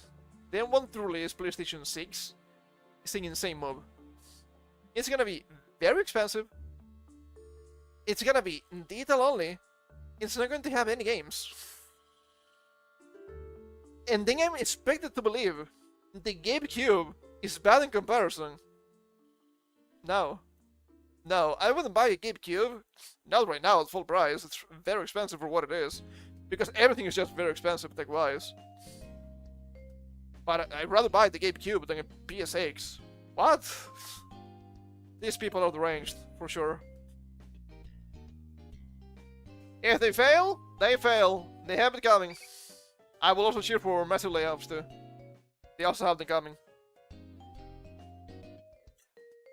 It's pretty insane how they're telling, but the gamers have to consume everything. You think I'm going to consume something I don't like? No. You will have to convince me to buy something I like. Because it's my money. Bitch. But then every single company is filled with idiots. I would say most of them are. But some companies are doing great. Hey, Palworld 1.0 is out. And apparently they have some new route designs for pals. That's somewhat interesting. They redesign multiple pals and makes them look less like Pokemon. Some pairs were brought more in line with modern Pocket Pair style guide. I've seen so many people talking about this. This is because the lawsuit with Nintendo? No, it isn't. It was never about the designs. It was always about the in-game mechanics. But these Nintendo drones are absolutely fucking insane. The insane cope, dude.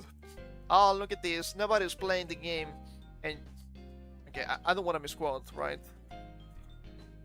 Before the update, how many people were playing? Let's see. Shit, it was averaging between... Holy fuck, that's loud! Between 30,000 to 50,000. Now it was peaking at more than 700,000. We were waiting for stuff, okay? We were waiting for the 1.0. I will not be streaming Palworld, not anytime soon. I'm gonna be playing with a friend of mine though. That's very impressive. 550,000 players right now. Wow. And if we see max, okay.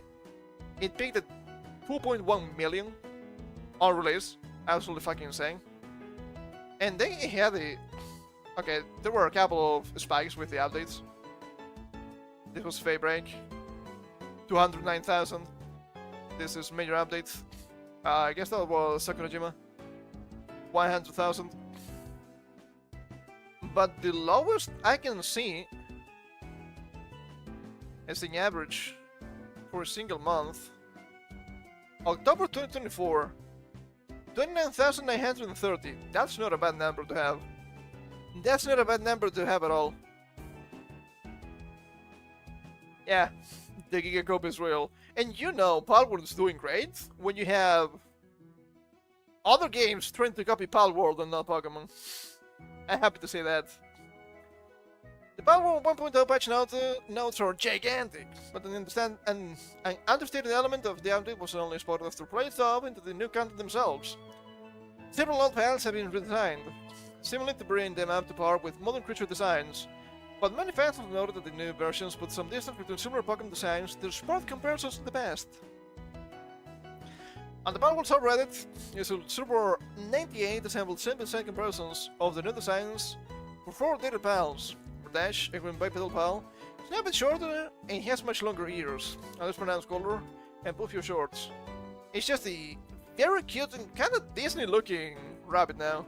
I think the changes in designs are actually good. I didn't really like Palworld Dash. I think this is way better. We have a different Robin Quill.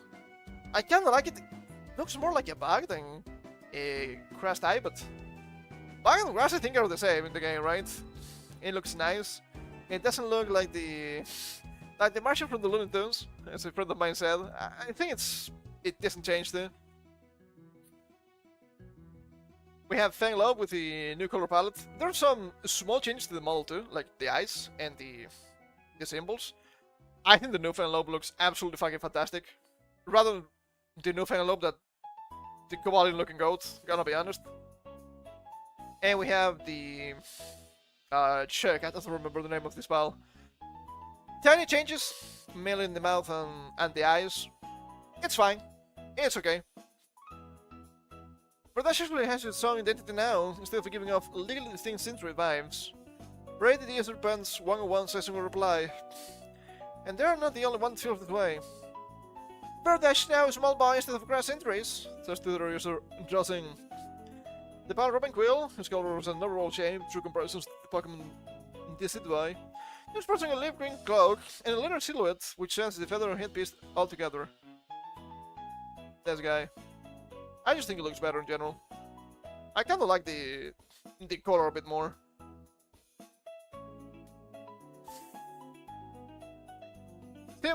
Similarly, Fangla, which probably is called slows to the horse-like Pokemon Cobalion. Next is purple palette and has more flame-like horns. They changed the horn shape. Oh yeah, I guess they did. That looks way better too. Kind of insane, it's a horse-like Pokemon Cobalion. The fuck do you mean? Horse-like? Those things are goats. You gotta change my mind.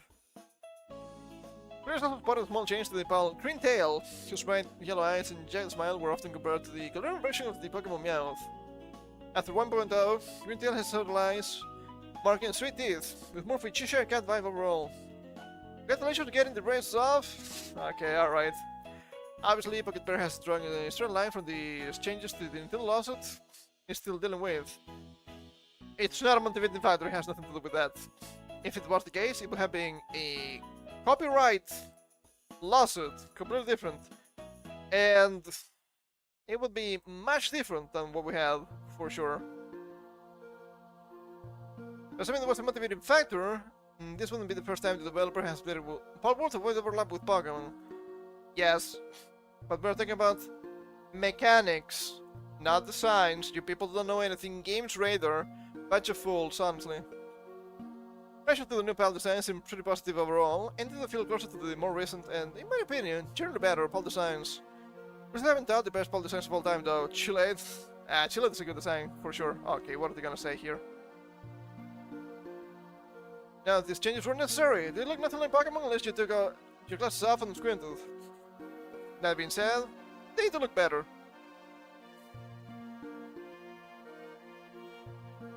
They have a bunch of dislikes here. You lads, you mean ask for it? Your last Pokemon didn't invent ferrets, right? No, Pokemon made literally everything. They're the owners of the world. We also have a Pokemon thing here. Hey, do you know that these companies might not be great? Shit, man, maybe. Pokemon Company document shows when it increased price from $60, encouraging people to buy both versions. Encouraging people to buy both versions because now they're more expensive? Huh? I don't see it. Cannot be understood and see it. An internal document from the Pokemon Company has surfaced which shows past interest in increasing the price of Pokemon games, as well as encouraging people to buy both versions. There's no reason to buy both. You should just wait and buy the DLC instead. If you're interested in spending money on Pokemon. When back to the original Nintendo Switch era, Pokemon terms were $60 for each version. However, there was at least some consideration to go higher than that back in the day. One thing that prevented the higher price point was the fact that the higher prices were not standardized at the time in North America. This document also reveals percentages of video games in which consumers bought both versions. 41% of players bought both versions of Sun and Moon, 50% also Sun and Ultramon, 53% Let's Go Pikachu and Eevee. The latest information comes from the Game Freak Terra League, which previously led to a ton of Pokemon leaks, including the discovery of Winds and Waves before they were announced. This is the machine translation of the document. Now that Beluga was the code name for Let's Go. Price proposal! Regarding pricing, there are 3 possible patterns, but to maximize sales, we will choose option 1. Beluga's prices remain unchanged. This maximizes the sales figures that form the base for DLC sales. No room for royalties to increase compared to Beluga. Second, price increase. Double pack price remains unchanged. The purchase of the discounted double pack is encouraged. The bill sales are not progressing. There's a high possibility that the software will be sold separately, for sale. Prices will be higher only domestically, and parallel imports may become a possibility. While royalties for individual releases are likely to increase, royalties for double packs are likely to remain unchanged. And third, price increase. Royalties increase. Will be more expensive overseas than other Nintendo software, which will significantly impact sales figures. Double packs feel significantly overpriced, increasing purchase of both versions. To increase sales in Japan, it's crucial to stimulate demand for purchasing 2 items at once. Double pack is positioned as a strategic product, and the aim is to encourage simultaneous purchase with the main product. But the price may be a barrier, potentially preventing customers from buying both. So what they're trying to do is increase the price for a single game, making a double pack more appealing, because I'm just technically getting 2 games for cheaper. But no, it's actually the same game twice. It's kind of the same game twice, just with marginal differences. About BTSP, huh? They just change a single flag, and you get a different game. That's crazy. Of the target of 4 million units is going to, and with achieve sales of 1.65 million copies. Pokemon record 41% to 2 million copies. Auto Ultramon record 50%. The ratio becomes similar to that of Beluga. Sales will drop by 800,000 to 1 million units. We recently published our thoughts on the best Pokemon games available, yada yada yada. Okay, who the fuck cares? Actually, if we need more proof that TPC is worthy, hey, it's worth a mini franchise and they still want more. After the text cut in 2017, no. There's Pokemon for even more money? Yeah. It's 2026 and people still are this clueless. Yeah. For your first HD game, you need to remodel for texture and test over 1000 models and animations in less than 3 years. Let's bang not buy. Which is actually a lie. They didn't do that. It was just upscale models from the 3DS games. I've seen the comparisons. It's literally the same models. Fucking crazy to me. Then doesn't make Pokemon games. I mean, it's a Game Freak at TPC, whatever.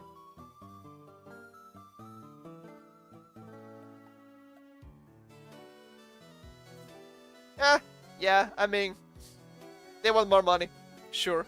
And I do believe they can actually get away with it. I think people are insane enough to actually buy Pokemon for more money, despite the games not being actually that good. We just had this conversation last stream, right? When we were talking about ROM hacks. Yeah, ROM hacks are just way better than official games anyway. They kinda are. It's a little bit sad to see them say, but better than giving money to a bunch of deranged lunatics for sure. What we have here?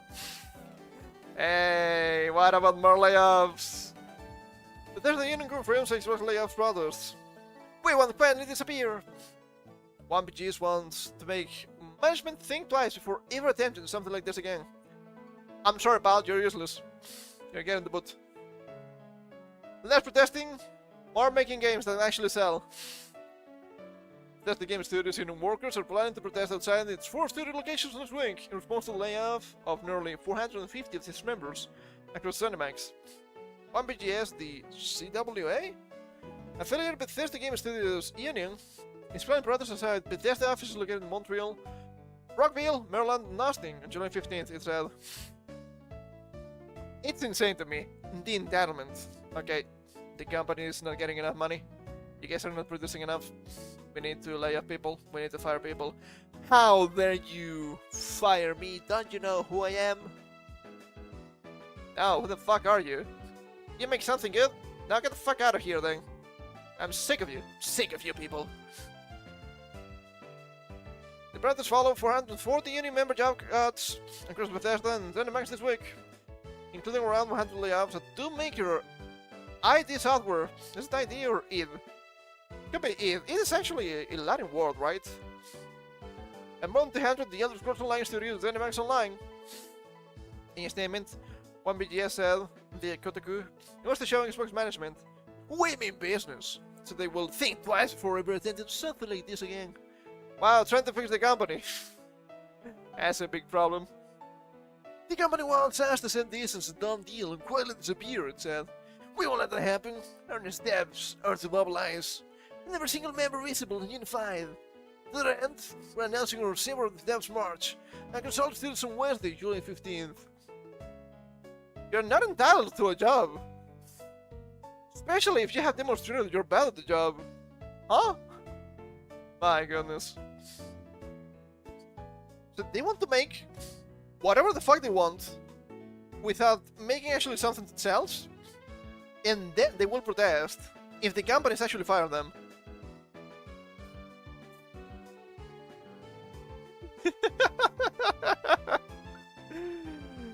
These people are deranged. You thought I was crazy, you haven't seen anything yet.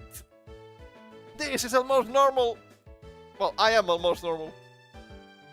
We need to show management right now that we mean business. No, you don't. If you actually meant business, you would be making good products that sell, and you wouldn't be laid off.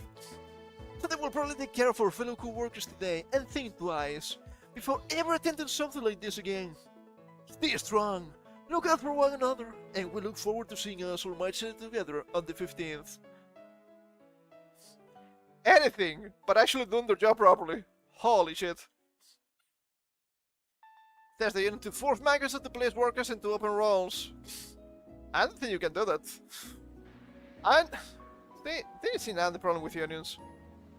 Bunch of comic bullshit. In an email obtained by game developer 1GPS said that Microsoft was legally required to sit down with it for ethics bargaining. This means we had the right to negotiate exactly how these layoffs impact our people, and we are heading to the table to fight for every single affected worker, it said. I'm not the owner of a company. I think that's pretty obvious. I'm just this fucking guy on the internet. It is insane to me that the company can't control itself properly, because you only have a bunch of people bitching and moaning because they don't want to be fired. But just because some people have unionized, now you potentially have to kill the company. Are we sure unions are good? I'm not so sure. We're going to be demanding preferential transfers to force Microsoft to place affected BGS workers into open roles across Xbox and Microsoft first. Stronger severance and extended healthcare to ensure no one is financially abandoned, as well as regal rights to ensure our laid-off members are the first one hired back when BGS expands. What the fuck are you to decide that? My son, maybe too much of a boomer, maybe too much of a corporate shield. I don't think this is good. I don't like these unions. What the hell? Insane. Insane. We know these workers, especially the unionized workers, are probably the worst workers they have. But you have to keep accepting them because, my union. No, if you're a bad worker, get the fuck out of here. I don't want to have you. I don't want to give you any protections. You don't deserve them anyway. Insane. The Bethesda and Dynamax codes are part of sudden layoffs across the Xbox business, which it says it will initially impact 1,600 jobs and switch to 3,200 by the end of Microsoft's business year. Xbox intends to sell off or release 5 studios, but has announced no plans for closures or game cancellations, as have been few following early online reports, which, gotta be honest, that won't be likely. It happened before. According to Bloomberg, Bethesda is set to undergo a significant overhaul and will be able to focus on its biggest franchises: Fallout, The Elder Scrolls, Doom, Quake, and Wolfenstein. Giving modern day Bethesda, that sounds a bit scary, especially talking about Wolfenstein. Gonna be honest, you were laid off for a reason. You're not making any friends doing this. Entitled little kids. Horrifying. Horrifying. Well, what do we have here? Okay. We're gonna jump to more random stuff now. Still somewhat entertainment, but a bit different. What about movies? Hey, what about the Odyssey? It's about to release soon, right? I think so. Does it release this weekend? Is it next week? I'm not sure. It's not looking great for Christopher Nolan. If you sell your soul trying to get an Oscar, good luck with that. Christopher Nolan took 6.5 million euros in Greek taxpayer money to film the Odyssey in Greece for 15 days. They gave him the subsidy without telling the Greek people what the movie was actually going to be. Now Greek actors have the distortion of one of our most important stories. It's foundational myth to some extent. Now the world tour is skipping Greece completely. Imagine if they actually went to Greece with this fucking movie. You can only imagine the riots. He knows exactly what he did. He disrespected our history, took our money, and now he won't even show his face here. That's what happens when Hollywood gets comfortable pissing on other people's culture. Yeah, it's not looking great. I've seen the images. It's not looking great. This isn't Greek. I cannot read this. I have no idea. I mean, they mentioned the amount here. 6.5 million euros. And somewhat hilarious to me. How you have people to always with the same spiel. Oh, but it's not real. It's fiction. It's a myth. It's not actual Greece. You see, they have cyclops, they have goddesses, they have giants, they have all of these strange creatures. True. That is true. Those exist. Do you think you can just do whatever with the story because it's fiction? No, you cannot. What, are you gonna give a lightsaber to Achilles? The guy doesn't need it, but it will be funny. No, of course not. It's fiction, what do you care? They're trying to shame you. They're trying to shame you, of course. It's fiction, who the fuck cares? The people that keep blocking a bunch of characters from traditional stories. The Odyssey, The Lord of the Rings. Just to give a couple of quick examples. But don't you dare, if you're an artist on the Twitter machine, to draw a character with dark skin a shit later than what these lunatics tell you. Wait, hold up, what about we make Black Panther but Chinese? It's so annoying, it's so disrespectful. It can still be accurate to the myth itself, and of course the myth is based on a historical setting, being classic Greece. You ignoring that makes you a fucking lunatic. And in addition to that, I also found this which was extremely funny to me. The Odyssey star, John Leguizamo, accused white people of culturally annihilating the Latin people. So they have a Latino guy in the movie too, by the way. The cultural annihilation that happened to Latin people is the worst in the history of the world. The theft of all our wealth and gold, and our gold founded the second half of the Renaissance. 500,000 tons of gold that was taken from us. You wonder, like, here we are, Latin people, 500 years after the conquest, and where are we? Why aren't we further up in the food chain? And you start to understand all the practices and oppression that goes into keeping people down. It makes you angry. Why is he ranting about this while promoting a movie about Greek mythology that has no Greek people in it? This is hilarious in many different ways. First of all, the last name, as some people have noted, extremely Spanish name from actual Spain, Europe, not any location in Latin America. But the best part of all,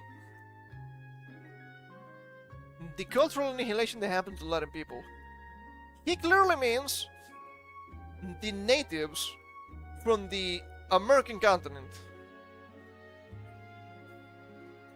Let's say Mayans, the Aztecs, so on and so forth. So many different tribes, right? They're very difficult to mention all of them because they have very difficult names, at least for me. Where do you think the word Latin comes from?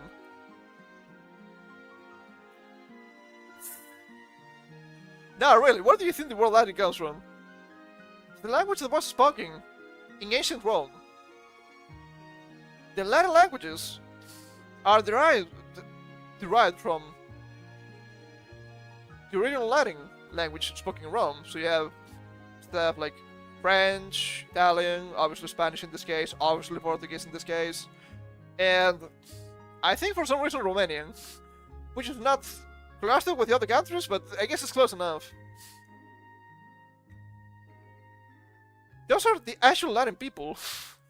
You're equating Latin people to Native Americans, not in the North Americans necessarily, but also the South Americans. It's insanely ignorant. Also, it's very funny to me, at least, when he mentions some stuff.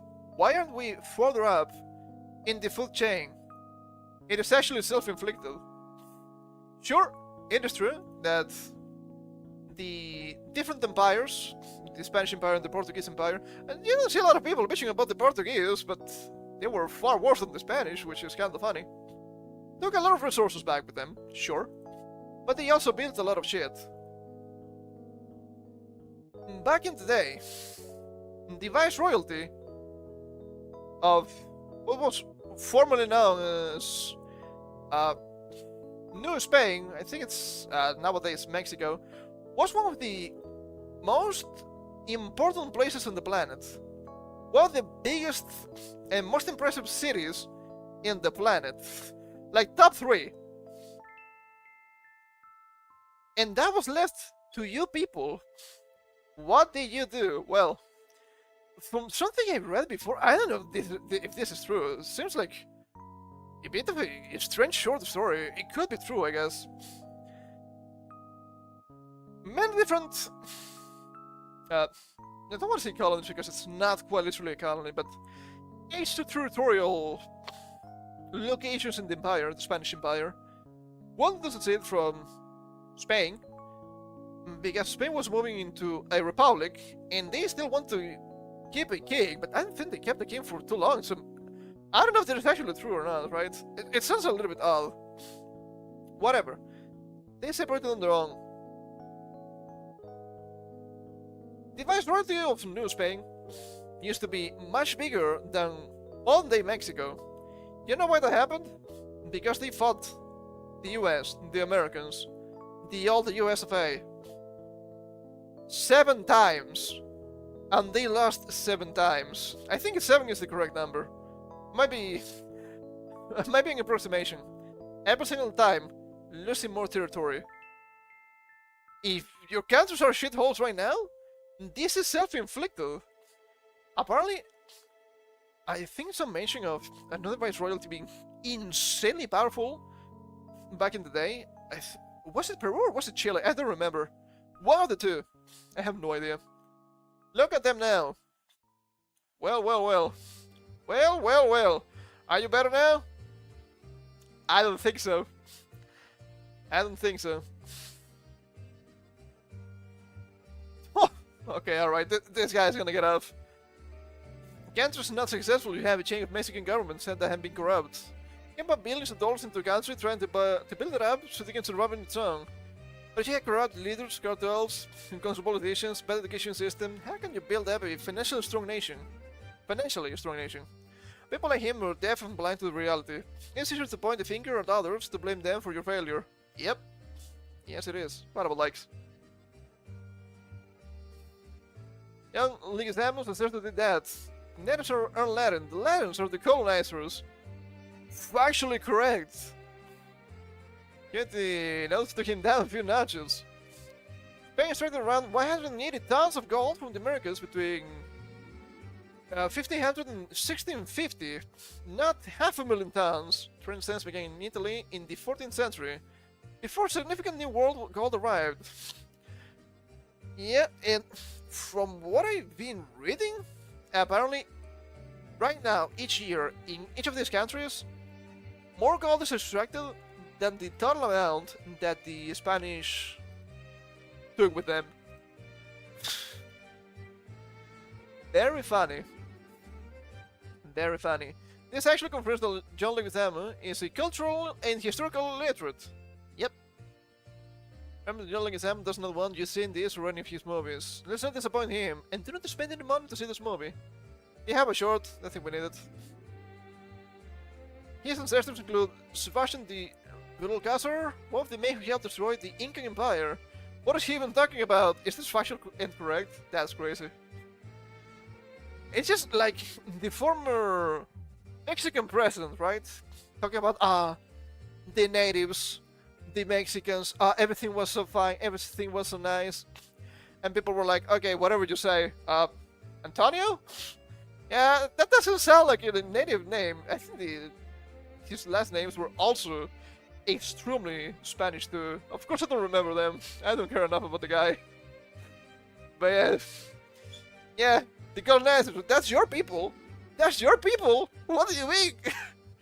Very funny. Very funny indeed. Oh, brother.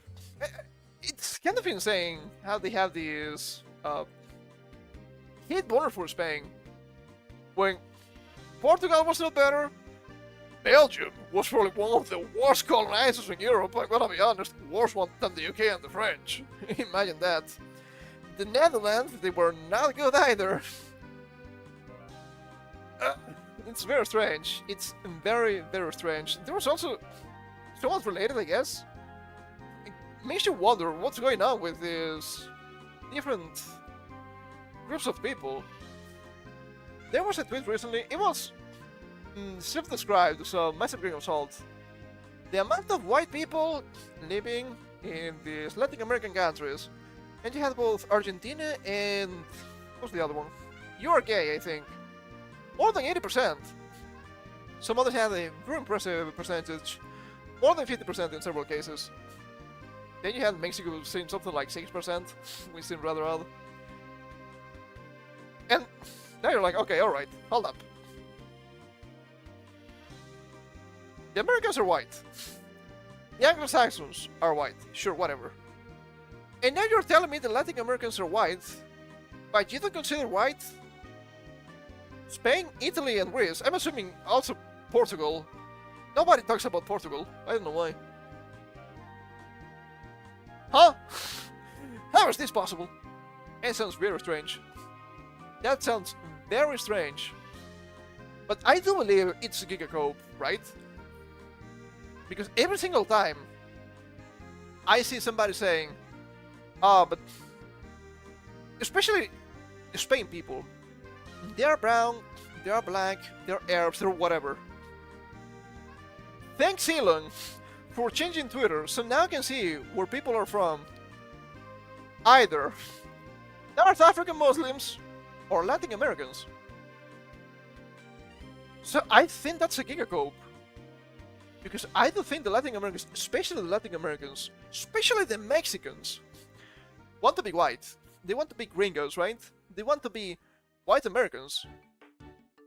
But they're not. But why does it matter? Right? Why does it matter your makeup? Are you gonna really limit yourself because of what you were born as? That seems like a stupid thing to do. But I guess it's also not that surprising. Very strange, very odd. Even the other day, with the last shoe hand video, she was like, whites on this side, blacks on this side, Italians, well, we'll get to you. I don't know, it's very odd, right? But back in the day, you had inter-country conflicts in Europe. Now you have Europe needing to hold together for other bigger conflicts with other people. You have the English, the Scottish, and the Irish being somewhat together because of the African invasion. What are you doing? That's a little bit tangential, but still. But since we're talking about Latin Americans, how about we talk about... Are you ready for some football? Not the American one, but the European one, the soccer, the World Cup. Yes, MNT's World Cup, 12.8 million payout, this is the men's division, will be shared with women's team after equal pay CBA.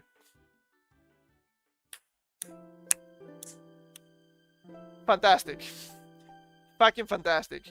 And I've seen some mentions of, but you know, the women win more trophies than the men. It's not about the trophies. It's about the money they move.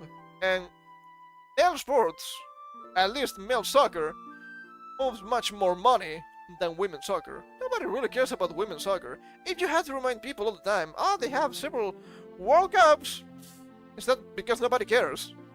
If nobody cares, it's because nobody's watching it. So the money is not moving. I mixed both words there. Have you seen the same amount of money that soccer's move, especially in Europe? It's crazy. Hey, how you doing, bastard? We're about to read about sexism in the World Cup. The US Women's National Team Anthem. What are we Giga Looping on about? We were Giga Looping for about 2 hours about child control and how all of that's a bunch of bullshit. I kinda want to start with that, but now we're doing assorted articles. The US Women's National Team won't play a World Cup match until 2027, but it's still set to receive major payday from this year's big tournament. The US Men's National Team earned $60 million from FIFA for reaching the round of 16 before being eliminated by Belgium in a 4-1 loss in Seattle. That was a massacre. 4-1 is brutal. The Belgians were extremely mad. They were just playing to kill, man. Crazy. Under US Soccer's landmark, he will pay collective bargaining agreements. The money will be shared with the women's national team. Hell yeah, brother. I remember this woman. This woman was an absolute fucking clown, what, 3 years ago? Extremely politicizing this sport for, you know, cultural gains. Very annoying. You see the type. Short pink hair, not anime. Ooh, very scary. US Soccer keeps 20% of the prize money. The remaining 80% split evenly between the men's and women's player pools, meaning each team is set to receive $6.4 million from the USMNT's run. Based on 26 player rosters, it comes out to roughly $246,153 per player, which that seems rather low, gotta be honest. But it's usually the same, right? Oh, where's my part? The women's share will not be paid immediately. The USWNT, so it's United States Women National Team and Men National Team, right? I think that is correct. Has not yet qualified for the 2027 Women's World Cup in Brazil, and the final roster will not be selected until closer to the tournament. Until then, the money owed to the women will sit in interest-bearing account, with the interest also split between both player pools. The remaining is because of equal pay fight led by the US women. Women! That's me today, I don't know why. Yelling about the women and the government. Holy shit, what are they? Repeal the 19th! At least here it makes sense. We don't have one of those in Europe. We probably have something similar. The USWNT has won 4 World Cups, while the men have not advanced past the round of 16 since 2002.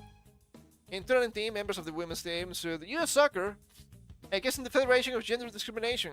That will follow in 2022, along with new CBAs for both teams. Holy shit, dude. That's fucking brutal. That's not... women! They are not earning more because they are men, They're earning more because men's soccer moves a lot of fucking people. Okay? They usually play at a higher level. Wasn't this, literally these women from the US national team that lost insanely badly against the under 15 division?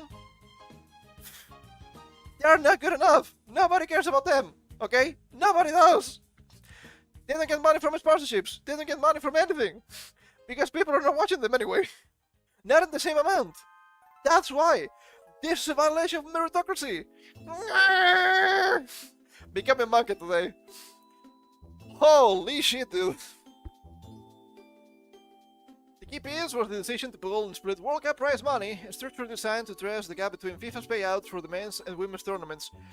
Yes, because they move different money. Oh my god. Gap was clear in the previous cycle. The SMNT earned 30 million USD for reaching the round of 16 at the 2022 World Cup. The SWNT earned just 1.87 million for reaching the same stage at the 2023 Women's World Cup. Take it with people that don't want to spend money on watching women play soccer. What the fuck? My goodness, this is entitlement to the highest degree. I'm not even joking. Now the same system is paying out again. Round of 16 teams at the expanded 4018 Men's World Cup earned 60 million, while the champion will receive 51 million. At the US in Belgium, for the final appearance will have earned 20 million, leaving 8 million each. After a US soccer scout, they haven't taken the taxes, that's crazy, holy fuck. Instead, the USMNT's tournament ended with another round of 16 exit. The result is done, but the payout will still ripple across both national teams. The USWNT can return the favor in 2037. Return the favor? What a fucking way of saying this! With any prize money the women earn in Brazil split with men under the same agreement. Yes, they're earning less. Far less. 10%! And you're supposed to be grateful. Because they're taking your money. Absolutely fucking bonkers. Absolutely fucking bonkers. How could they? Holy shit, the audacity. Okay, let's see the replies. Here comes the fun part. The women's team is insufferable. Thankfully, we'll no longer have to deal with the most insufferable bully on the team any longer. That said, if they're pulling in the same ratings as the men, they should be paid accordingly. But I'm guessing the anti-American women's team does not pull the same ratings. Nobody does in women's soccer. When was the last time you saw a famous female soccer player advertising anything? I don't think I've ever seen that one. The women are 10 times more popular than the men's team. They're a dynasty, and the women's team does us win and make America proud. The headline heroes, Elon Musk hates women and women hate him. Brother. Over with who? The gays. For real. An absolute joke. Sure it is. No more laughing if you don't know what joke means, and you didn't understand what you're reading. You should never learn how to read in the first place. No, it is a fucking joke. This first Avenger guy, I'm pretty sure he's liking his own comments. Pretty disgusting. Absolutely ridiculous. And then he drives the tanks, there's no stating of tanks. I don't think it's quite the same. What the hell? I'm not a fan of soccer or anything, but this actually drives me nuts. They're insane. They're insane. They're not getting paid more just because they're men. It's just that the men get more people to watch and they get more people to spend. That's why. This is just highway robbery. Disgusting. But I guess since we're on the topic of the US, I also saw this article the other day and thought it was really strange. I know maybe you want to talk, but this is funny.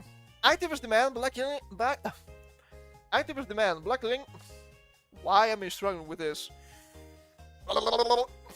Activists demand black English be pushed on kids in California preschools. Black English. What do you mean by this? Look, look. I know I'm ESL. I know I may not have the most expansive lexicon or the best understanding of the English language, but I think I'm somewhat decent at understanding people, and I think I can make myself understood, despite my wording being somewhat too creative sometimes. I cannot understand anything when I see black people speaking. With black English. There are normal black people speaking normally. This is very strange. Activists are pushing for black English to be legitimized in preschool as a way to build children's literacy skills in California. Illiteracy? No. What is wrong with you? You're gonna teach them in non-normative English. That's actually incorrect. What are you doing? I'm already sick of young people being completely unable to read properly normal languages, and you're making it worse. Black Californians United for Early Care and Education is part of a movement to challenge harmful language hierarchies and affirm Black English as a legitimate, role-governed language further than Black history, culture, and community. Okay, maybe not. I don't know too much about Black English, but I don't think it's that legitimate. And you have to make up your own fucking rules, and it's not cohesive with actual English. Image of the logos, whatever. The non-profit organizations are to legitimize Black English in early education. Oh, that's the image for... that's for the image. The movement also seeks to address how language bias shows up in early learning spaces and how it can be dismantled. Language bias? Are they gonna explain what this language bias is, or do we need to look it up ourselves? I think it's gonna be the latter. And I want my son to walk into a room and feel like his voice is not valued or his perspective can be heard because he's not saying it one way or the other. The co-founder of Black EC actually will install PBS. Teach the kid English. Proper English. If you don't know how to speak proper English in the US, that's a problem. Not because people should be accepting of different moral differences in the language. It's quite the opposite. Language bias. What is this? Okay, from the AI. Language bias refers to the use of words or phrases that stereotype, demean, or exclude individuals based on their identity. So this is self-excluding. Okay. It also encompasses linguistic discrimination, judging a person's intelligence or qualifications based on their accent or dialect. An academic bias where research publishing English is historically favored over other languages. I mean, to be fair, a lot of people speak English, so that can make sense at least. Okay, linguistic bias and intergroup bias. Accents and dialects. Assuming a speaker is less educated or professional just because they are speaking with a regional or non-native accent. There could be some truth to this. Linguistic intergroup bias. Describing a positive action by a group member as a stable trait. They're so generous, but dismissing the same action by an out-group member as a situational exception. Okay, this seems like bullshit. Which is probably correct. Just remember how speaking Black English is full of slangs and grammatical errors, and it came with a lot of embarrassment. Okay, slang is one thing, but you're recognizing here, you're admitting grammatical errors. So it's not even a... how do they call it? I just used the word. A model difference. It's quite literally, you're speaking wrong. It's a wrong way of using the language. It's not different rules, because it's different model or a different variation of the language. Grammatical errors. We shouldn't legitimize it. If anything, you should teach them proper English so they can communicate their ideas properly and they can be full communication with other members of society. Black EC is a non-profit organization centered around, oh, of course it's a non-profit, 10-point policy plan that seeks to gain reparations and help black children, families, and workers. Reparations! Reparations mentioned! No. No, fuck you. Oh. California released a plan promoting early dual language learning and calling on the state's education system to support bilingual children in their development in 2020. But the advocacy group believes that Black vernacular should be included.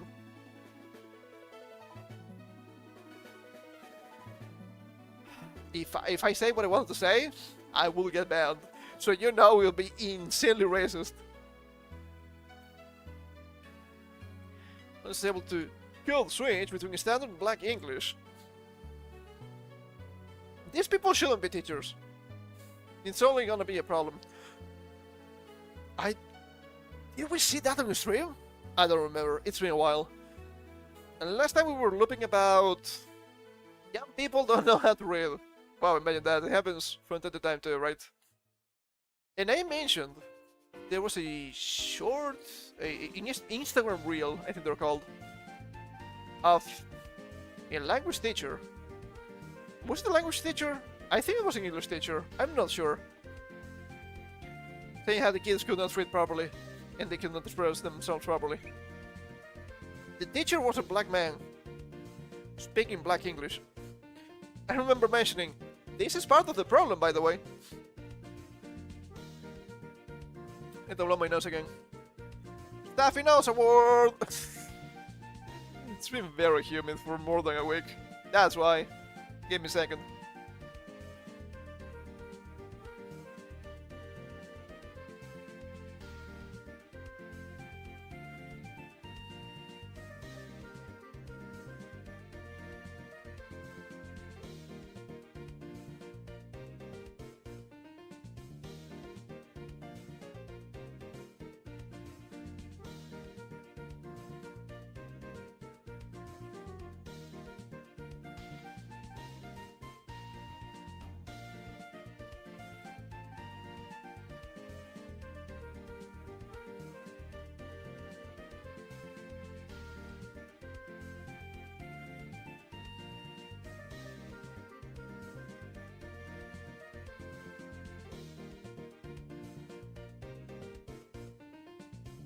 Thank goodness I brought in a pack of tissues here.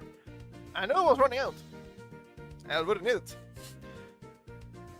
We talk about multilinguals, but we don't include black children who may be African American English speakers. The director of the Children's Equity Project, Cyril Chateauboykin, said, African American English shouldn't be a thing. Also recall her experiences in having to talk white and taking in her comfortable English and feeling insecure. About 20% of American children and 45% of 5 to 17-year-olds in California are considered to be bilingual, according to the National Library of Medicine Research in 2020. Yes, I'm assuming that's because of the Mexicans, right? Second language should be Spanish, or Mexican, or whatever. However, only 89% of African Americans only speak English at home.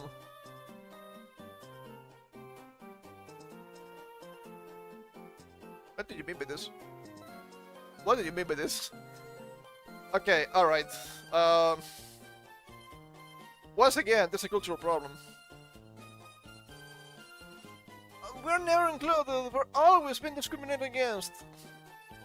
This is, once again, self-inflicted. Because you consider speaking properly and not acting like an absolute criminal to be white. No, that's not to be white. That's to be a normal member of society. Okay? I don't know how to tell you this. If you keep trying to reject quote-unquote white culture while being a black American, you're only making things worse for you. It is self-inflicted. And you know what? Fuck you, you deserve it. I'm sick of telling these people what they're doing is wrong and trying to help them. You know what? They don't want to be helped. So therefore, why should I waste my time helping them? No, fuck them. But this is incredibly wrong. Once again, it's full of slangs and grammatical errors. It's not an actual language. It's not real. I go to a place where my accent is out of place, thus I am a minority. And must be catered to, and everyone around me must go out of their way to make me feel special. Of course, it will never be enough, but anyone who doesn't comply is hate-filled and should be shunned. Nice sarcasm. Correct English grammar and dictionary evidence of the cisgender patriarchy. Just as correct answers for arithmetic reveal systemic bias and privilege. Sarcasm. Oh, brother. Polate escape. Hold up. Let me see if I'm able to read this properly. Yeah, I was chilling with the homies, just resting the roof when the Popo showed up. Popo! No, I don't think so. That's good, Jimmy, but you forgot to replace the last D with a da. Depending on context, the definitive article should be replaced with either da with D or da with TH. As we discussed in class last week. Jimmy, what would the definitive article be? SBDs. For she is, you keeping it real. You beat that right. Left with these white spoken chunks. Absolutely disgusting with the national divorce. No, it's not about divorce. It's about actually stepping down and being like, okay, alright. Enough of this tomfoolery. And we suppose there is. But they want this perpetual ignorance from one generation to the next. A failed culture. Very true, by Sub 5 here, for sure. What will Harry Manager think? My goodness. Yeah, they're both ready then. Yeah, nah. Nah, I don't think that means what you think it means, pal. They want segregation, very true. They need to be segregated, because they need to be always the victims. They'll think, that is not this is not segregation, it's segregation. I don't know how you want to call it. It's quite literally segregation. You want to do segregation? Alright. Let us do segregation. I don't think you want segregation. They want to do it because they want to put themselves on the top by being victims. I think that's going to work. When you keep attacking quote-unquote white supremacists and quote-unquote racists. Yeah, nah. Nah, that's not gonna happen. That's not gonna happen. Like AA, DI, and Common Core Education Guidelines, this is the intentional dumbing down of minority kids to raise their English scores. Like all of us have to do, teach them how to read, write, and speak English. China's winning the war against America in all fronts. They found this program. Well, I wasn't saying all fronts, but I wouldn't discount the existence of in current trajectory of China for sure. People keep saying, it's just a paper tiger. Careful. Still. And the way California is going, but will teach Spanish. But this is the black English. Ask equals ask. Math equals math. Indeed equals did not do. Sack equals money. Tripping equals overreacting. And liberty equals free money. Hey. But the last one is also correct. I will make it a point that in order to convert certain languages to schools, we should also have impulse control classes. Okay, Captain America. I met more black dresses than white. True and real. I had a highlight video up. I ended up taking it down because it was not worth the headache. Not because I disagree with what I said. About what it was called the Black VTuber Awards. None of you are familiar with them. And the video was actually extremely neutral, okay? I wasn't here like, these black people always causing trouble. I was saying, okay, alright, you're trying to distance yourself from your peers because of racial stuff. Might not be the way you want to do things, right? Very normal, very helpful, so on and so forth. But I'm pretty racist, so I can take it as much as I dish it. As long as you don't do it in chat, everything will be fine. I don't mind if you get in trouble, I mind if I get in trouble. I'll say, overall, the video was pretty helpful in general. I mentioned how, well, sure, maybe you don't see quote-unquote black VTubers in the big VTuber awards because there's not any big black VTuber. Not being enough to be there, at least. I also mentioned some stuff about how some people, some black creators, I would say, are running with white models. I mean, that's fine. It's a prerogative to the show. Yes. I would be seeing as something extremely inappropriate if a black creator that has a monkey-based model would have a black monkey. That would be seen as extremely racist. Anyway, right? Don't you get in trouble? I haven't gotten in trouble with a name like this. Then everything is fine. But you know how the sites, both Twitch and YouTube, might get the creator in trouble if the chat gets a little bit out of control. But I haven't seen anything really that crazy thus far. And I got some people shitting on me because, but you don't understand. I'm like, okay, alright, that might be a little bit too much. Okay, alright. What did I just tell you? What did I just tell you? Let us not keep that one. Let us not keep that one. Let us delete the message, just in case, okay? Let us just delete the message. And yeah, people were trying to clown on me because you said you don't know anything about the black culture, the American culture, and you don't see how these people are oppressed. Because you don't understand how people are insanely racist against these black creators. Look it up and you will see while they're trying to make their own black awards. I looked it up. I literally found a single tweet being racist against black VTubers in response to the creation of these black awards. You know what I saw? I saw black VTubers being racist against white people, black VTubers being racist against Asians, black VTubers being racist against Latinos, and black VTubers being racist against half-black people. Okay? No, you're not being discriminated against. People are sick of your fucking antics. It's not the same. That's why I'm completely tired of these people, and I'm not willing to give them any help. I'm sorry. If you're gonna be a fucking lunatic, that's on you. I don't care anymore. That's it. You cannot see your faults. You cannot see how you're always the victim. But we're always the victims. Do I have the statistics post? Is this what we must do? Because I will if it need be. For me, a big proof in the party is the insane fundraising that convicts get towards defense for their crimes. I mean, we recently read a lot of stuff about the Carmelo Anthony, Austin Metcalf situation. Yes, it's insane. Absolutely fucking insane. The response to the conviction has been very eye-opening, to say the least. What am I supposed to say to my kids? What am I supposed to say to my kids now? I don't know. Don't stop people. Is it really that difficult? Holy shit. I would say that's normal. Holy shit, that's absolutely insane. Also, several people saying, but you have to arm yourself. You have to get them before they get you.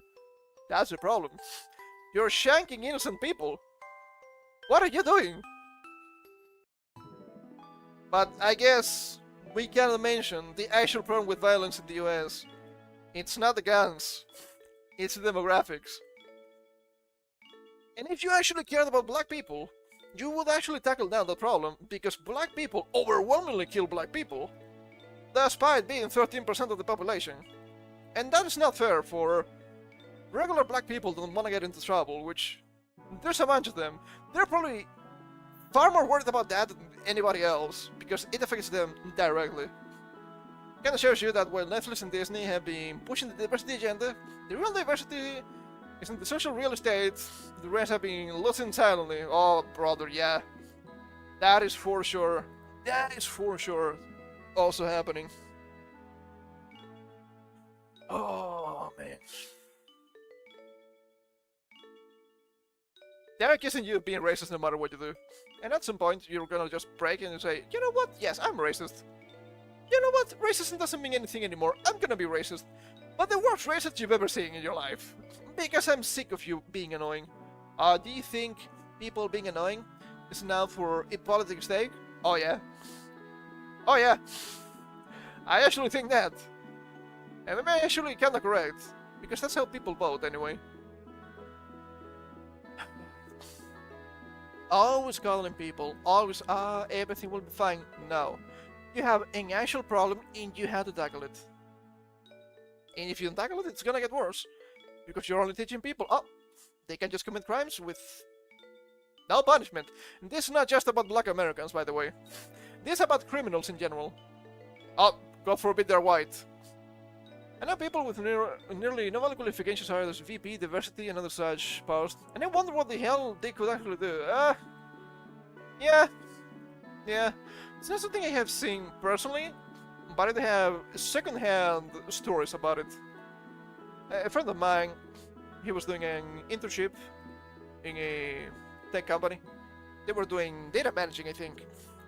And apparently they had some sort of Nigerian woman. It makes you think, do you really not have anybody else? We already talked about Microsoft and the H1Bs today, but it's also in that same realm. Do you really not have anybody else to hire? Really? Is that what we're saying? Sounds very strange, and I don't think I believe it. I will also say that higher positions for companies, there's a lot of nepotism, which I can understand nepotism to some extent, because if you made your company and the company is actually successful, you will want to leave the company to your kids, for example, so you will want them to have higher positions while also potentially having the necessary skills to actually run the company. That's a good kind of nepotism. Then again, white people bad, Indian people good, when hired doesn't seem great. Hey, I just in the tech companies. Thing is, VP is a pretty senior designation, commands decent salary, but no hierarchy to scale out, so it's a hack. Yeah, that is true. That is true. You may think it didn't be like that, but it do. These lies, they're hilarious. Yeah, this is actually a very good example, as usual, right? Why doesn't she start hearing school instead of demanding the public pay for her dumbed-down desires? Kind of related a little bit to communists, right? It may seem like a far-fetched comparison, but it's actually not. You have to seize the means of production. Why should always seize the means of production and never build the means of production? You can actually do that in a free market economy. Might take some time, but you can actually do that. But no. Now, then you realize that the comics are just entirely rats. It is actually that disappointing. Okay, how about we finish for today with... Since we're talking about race stuff, why not talk about the Ubermensch? I found this article the other day from the CNN, and I think it's somewhat interesting. I do like science. From July 8th, gene editing babies are now closer to becoming a reality.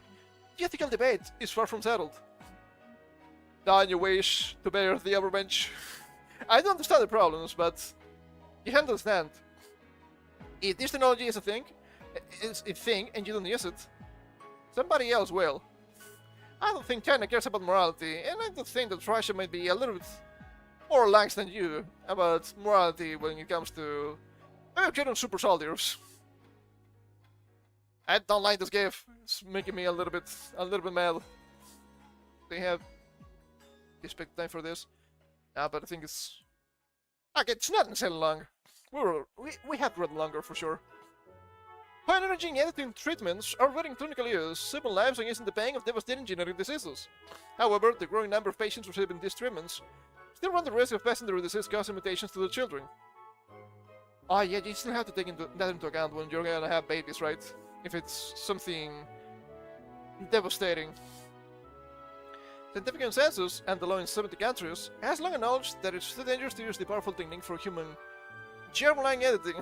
I almost read that as troubling. I think this is gonna bomb. We talked about the Odyssey a little bit before you joined, sadly.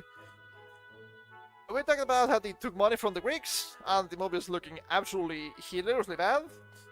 And how there's a guy that's an actor for the movie that's a Latino that was bitching about they were just erasing Latino culture during the Spanish conquest. And I was like, do you know where the word Latin comes from? Yeah, it doesn't mean Native American. I do hope it bombs. They deserve it to bomb. But I know the normies are gonna watch it.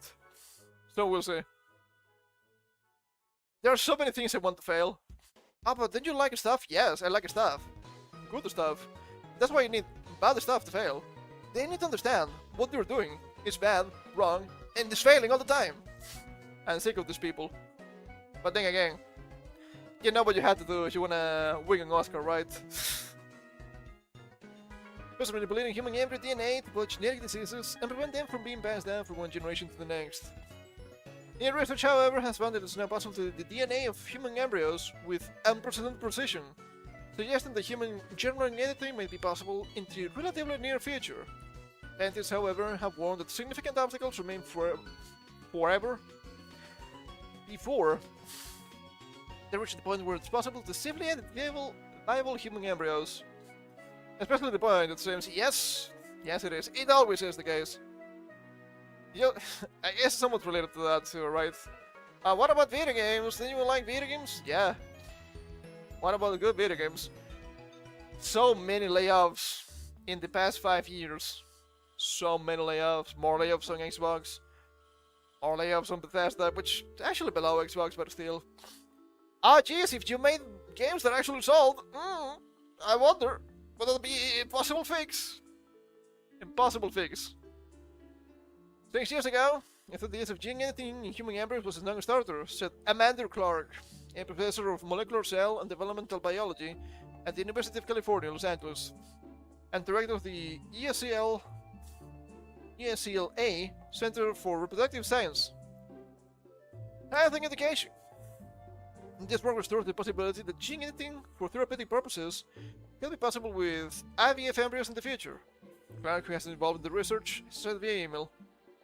Lab research in human embryos, usually donated by in vitro fertilization patients, remains strictly regulated in most countries and is usually only permitted for a period of 14 days after the embryo's creation.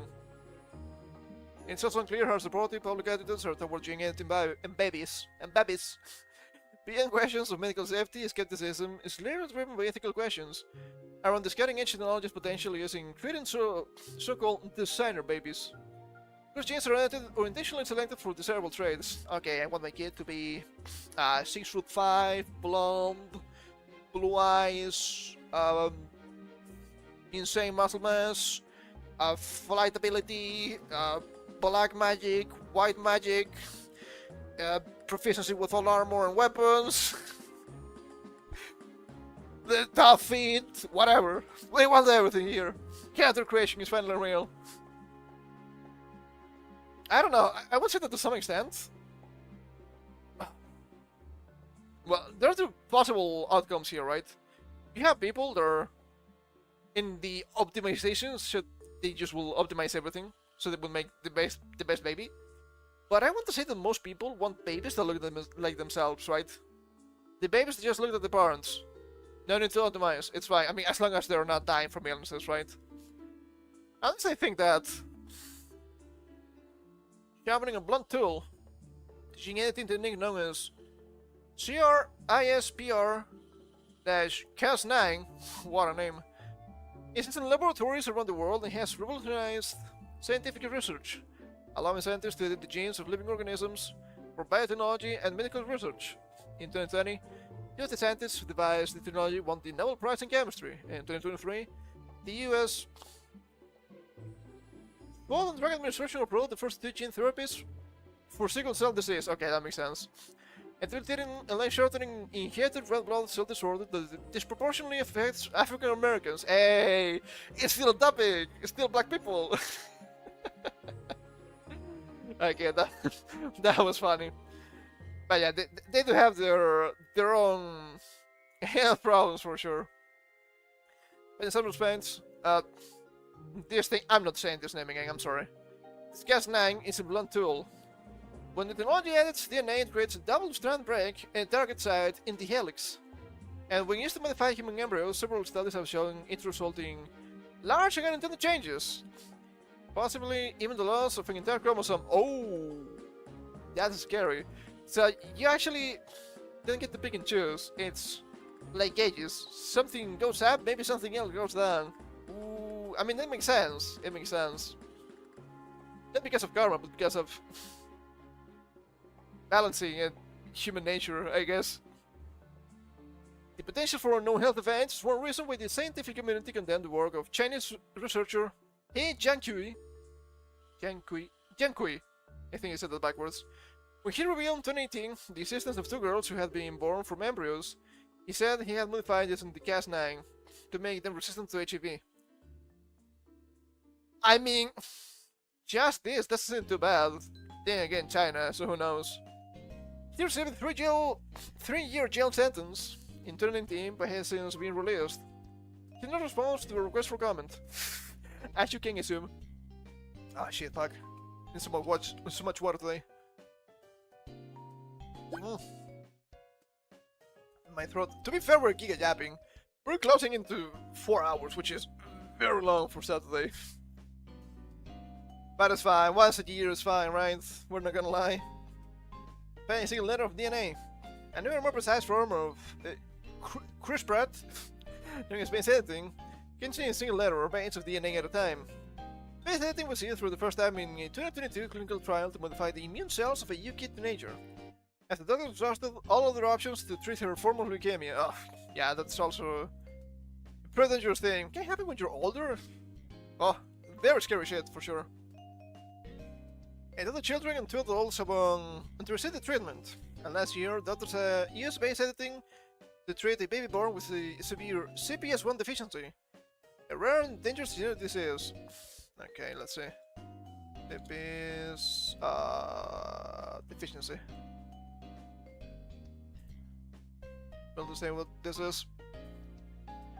Causes toxic ammonia to build up in the blood. Oh yeah, that seems like a problem. That seems like it can easily kill you. So I can understand the editing here. Now to new studies have used it to inactivated human embryos in the earlier stages of development, donated for research purposes by individuals who underwent IVF treatment. But teams found that the precision of the technique reduced the likelihood of unintended chromosomal abnormalities.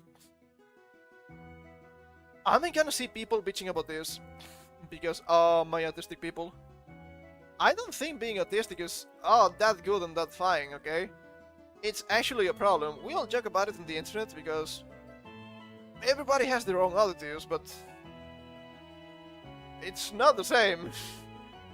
It's not the same, the funny internet autism with actual conduct disorders, okay? Kenton Yang, a professor of the physiology of reproduction and the director of the Lowe Center of Trophoblast Research at the University of Cambridge, and his team used the technique to better understand how a pivotal gene in human embryo development functioned. They discovered that a gene called Nanog, named after the mythical Celtic Tirnanog, or Land of the Ever Young, plays a key role in how the first embryonic cells that ultimately become the fetus and placenta are established. The study was published June 25th in the scientific journal Nature.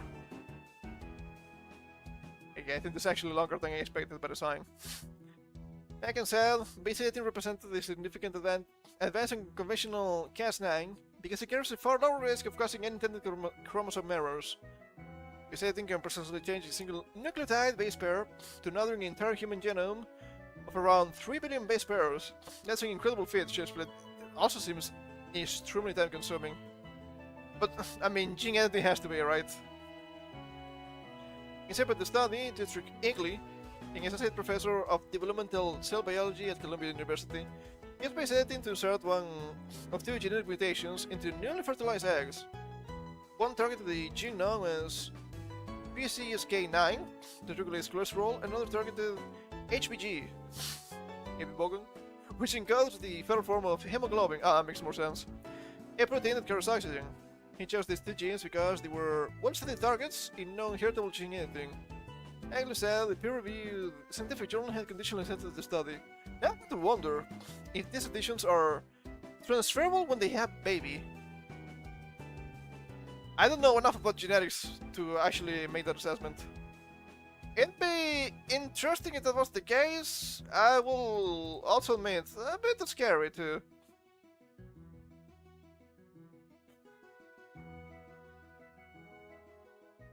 And what it does represent is that the word heritable gene editing. Okay, I just had to read a little bit more. Anxiety is still a long way from using clinical setting. And that editing doesn't appear to cause major chromosomal damage, at least the major downsides remain. Early Nakang and their teams found that some of the embryos they edited went to display what they described as mosaicism. Oh, mosaicism? I mean, the noun is mosaic, right? When the intended edit doesn't take effect in all cells. In addition, they both found some off-target effects, which the intended genes were altered. This presented risk in human embryo editing because that embryo will give rise to every cell in the body. Yeah. You just break down when something like that happens? So that you have a non-cohesive DNA, and it sounds somewhat scary. As long as they're away with many different stems and maybe some plateaus in between, Egler said. We're starting at the very bottom, and we've made a few steps in that direction, but I think we can look at the progress that has been made, and the discussion can be had about the pros and cons of going further. Genome editing in human embryos has value, allowing scientists to understand rules that govern the early stages of human life. I think it was just the canopy cells. I hate that argument, it's so stupid. Said Helen O'Neill, an associate professor in reproductive and molecular genetics at the Institute for Women's Health, University College London. She was not involved in either study. It can help us understand why so many embryos in IVF fail to develop, arrest, implant, or progress, despite appearing morphologically acceptable, O'Neill said in a statement. Yeah, I guess that's a common problem. I remember hearing about this. In the longer term, it may help us think more clearly and compassionately about a very small group of patients with serious inherited conditions for whom pre-implantation genetic testing is not enough. O'Neill added that the debate around embryo editing is often framed as if the only possible endpoint is designer babies. That framing misses the actual scientific and clinical value, she noted, but it's something that can happen. And if it can happen, it will happen. Because people will push for it, because somebody will want it. If this Warhammer 40k, they do have super soldiers, right? The Ogring? The gigantic guys? I don't know too much about the Warhammers, but I think that is correct. The concerns around designer babies. I guess this is the actual meat and potatoes we want, right? More of the philosophy side. Laurie Sloth. Wow, what a name. That sounds like a demo here, that's crazy. A professor of religion and ethics at the University of Chicago, that's funny. That's a funny name for the job. Said the research activated once more the ethical debate about altering human embryos, knowing that editing embryos is risk-laden and, except for use in scientific research, should therefore remain banned for the time being on the grounds of safety alone. I mean, yeah. Unless the reward clearly offsets the risk, which can happen. You know, there are already ways to avoid having babies with genetic abnormalities, using genetic screening before conception and during pregnancy, testing embryos prior to implantation during IVF. Isn't that also a moral conundrum? What do you do? Gonna bar them because they're not good enough? Being a professor of religion, that's a weird take to have, I would say. Not what I was expecting. Isn't that still also alive? Morally speaking, at the very least. The problem of mosaicism is not resolved. They don't really understand the long-term effects of the intervention, and there's no way to do a trial of a pregnancy without, well, an actual pregnancy and a child, she said in an email. That means she had to test it in a controlled way, knowing the risks for everybody involved. Also longer range theological and philosophical issues around designing babies to have desirable traits, she added. The Germans are rising up. These are even more profound when they seem to be designing babies that in the long-distant future would be a lower risk for cardiovascular issues, which could be addressed by lifestyle choices, and may well be completely treatable by medications in the hypothetical future anyway. But if you're just being objective about it, which I know it's usually not the philosophical case, wouldn't you want to edit all of the genes possible to remove all possible ways of getting sick or any possible disorder that might affect humans in a negative way going forward? Don't you want to have the best humans possible eventually? I know this sounds a little bit German, but you know, I don't mean it that way. I'm saying that there's obviously a group of people that's better. No, I'm saying going forward, having humans that are more effective, live much longer, it's something useful if you want to go into the stars, after all. Something to consider at least. I won't do this on myself, but I'm a fucking idiot anyway, so who knows. What might be defensible to the embryos to prevent conditions such as T-sex, infernal neurological disorder that attacks in the first few months of life? She says that there will likely be slippage between treatment and enhancement, a situation that could lead to what some called the Nkataka problem after the 1997 film. I don't think I've seen that one, which imagines a society obsessed with and dictated by genetic perfection. But then we try to be better anyway? Sure, this is far different from, hey, just hit the gym. But if you're going forward, imagine having humans that could live to 200 and having an effective work life of 150. Ah, but what about the AI? I'm not talking about the AI. I'm talking about colonizing different planets. You need to live a lot. You need the best characteristics possible to survive different environments. It's just... Is this evolution? It's forced evolution for sure, but it is evolution to some extent. I don't really have a solution for the conundrum, by the way. I'm just spitballing here. Might this all lead us to the future that is even more unfair and just with the children of the wealthiest created, and the children of the poor without resources unable to compete in a democracy, she said. Democracy. I know what you mean. Everything is just about resources. But does that mean that you won't be able to get these modifications ever? I don't think that makes sense. This thing is gonna be prohibitively expensive, but I actually don't know. Yeah, the people that have more always live better lives. That's nothing new. You can literally say the same thing about money here. I don't know. They're trying to say here that since there are differences, who cares about other differences, but it's already happening. I reckon that on the one hand we might have the capacity to spend so many resources and attention on altering the genetic code of an embryo to get it precisely in line with what we think is normal or optimal. We can figure out how to provide clean, safe, and engaging elementary schools for children with well-paid teachers once they're born. So that, noting that knowledge of how human genetics affects physical traits and behavior is still very limited.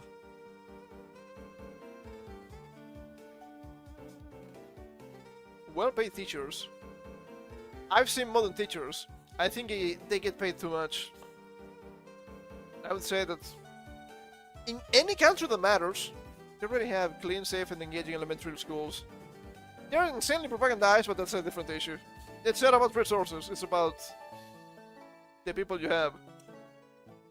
An interrelated survey on public attitudes that were researching human embryos in 4 countries indicated that a majority of respondents in the UK, the Netherlands, and Spain support the use of genome editing in embryos that would help establish a pregnancy by eliminating, I suppose, a severe or life-threatening condition. However, in Italy that figure was 46%. Come on, Italy, be cool about it. So noted well by ethicists, have due to reflect and raise questions. Prohibiting science also has its risks. We don't want to prohibit inquiry, she said. This way setting guardrails for new science is important, and protecting both of the inquiry and of the society. Interesting. Long talk, I don't think we got a huge amount of information from this. There are new methods of gene editing. They seem to be useful for health, which, I mean, that's an obvious positive. Not even complaining about that. But yeah, the ethics of the things, kind of funny, for sure. It is kind of funny. You have to consider that even if you don't want the Ubermensch to appear with gene editing, it might happen nonetheless. Because other countries, okay? There's always the fear of other countries. Kind of the same as AI in that regard. Not a big fan of Jing anything for myself, for example. I really have my limitations. I have a body that I have thanks to my parents, after all. That's too idealistic. I know, but I don't mind it. I also wouldn't want to implant myself with AI on the brain. We have seen has a lot of possible problems on top of everything we've read, so yeah, not the biggest fan for sure. But it's something you have to take into account because it's technology that's not going to disappear. It's gonna move forward. It's something you have to consider. I know it would be obsolete in some time, but such is life. I could just be a farmer. That's actually a lot of work. It's actually a lot of work. It's interesting to think about. I do find interesting about. Find a lot of interesting philosophy, ethics, and all that. I actually started the channel talking about that, okay, back in the day. But I'm not smart enough, or I don't think enough about all of that stuff to actually have just all of the content be about it. We like to fuck around, we like to see current events, we like to play games from time to time. We play a lot of games, I would say. But I think decompressing a lot is very important. There's a huge bombardment of current events all the time. So I don't think it's that bad. Anyway, I guess time for me to take my leave. We have been here for 4 fucking hours yapping. That's brutal. I guess I'm making up more than enough next week. Which I don't think is gonna be less than which depends when I get back home. When I can start streaming on Thursday. The plan for next week. We have the plan ready. Well, we need some backups. Or Pokemon Diamond on Monday. That's good. I think we're gonna reach the Alpha fight. That's probably gonna be the end point. Gonna be a bit annoying not defeating Valkyr because there's gonna be a very important level difference between Valkyr and the Elite Four. We might need to do some inside grinding. Might have some recounters to hasten it, but if I can avoid it, I'd rather avoid it. I ended up grinding Lucario, by the way. I was like, oh yeah, I don't need to grind anybody. Oh shit, I forgot. Grinding in the snowy routes, very annoying. Some of the Pokemon there are very, very powerful. And the XP is not that insane either. I'm also extremely weak to fight type. Might need to level up Dango, don't think it's gonna happen. It's a good Pokemon. It was in Triplim. We're gonna start Harry Potter and the Chamber of Secrets for the Game Boy Color Retro Achievement Run on Wednesday. That's gonna be fun. I need to make sure everything is connected properly. I have more than enough time for that. Not a big deal. And Thursday. The idea for Thursday is to play Digimon Up. It's gonna release on Wednesday. We will only do that if I can actually get it working on the emulator. If it doesn't work on the emulator, we'll play something else. I'm not quite sure what yet. We might try Barony, we might play a little bit of Vampire Survivors. Those are my 2 backups right now. It's possible I will find something else. No promises here. Anything is quite possible. And of course Saturday we have. But Thursday, my idea is to start a bit earlier and end a bit earlier. That will be ideal. Will that happen? I actually don't know. Because I'm gonna be out a little bit. So we'll see. That's kind of the idea. Anyway, schedule will be up tomorrow as usual on YouTube. So, thank you for coming. Hope you had some fun. We had the Giga Yap with the tail control, which I think is very important, with some alternatives. And we did our usual random yapping with different topics. We're coming back on Monday with Pokemon Diamond. And then, you know the rules. You might think you're going insane. I don't think I'm going insane all the time. But I'm not actually going insane. It's everybody else that is insane. Not me. So, you're probably not going insane either. And take care.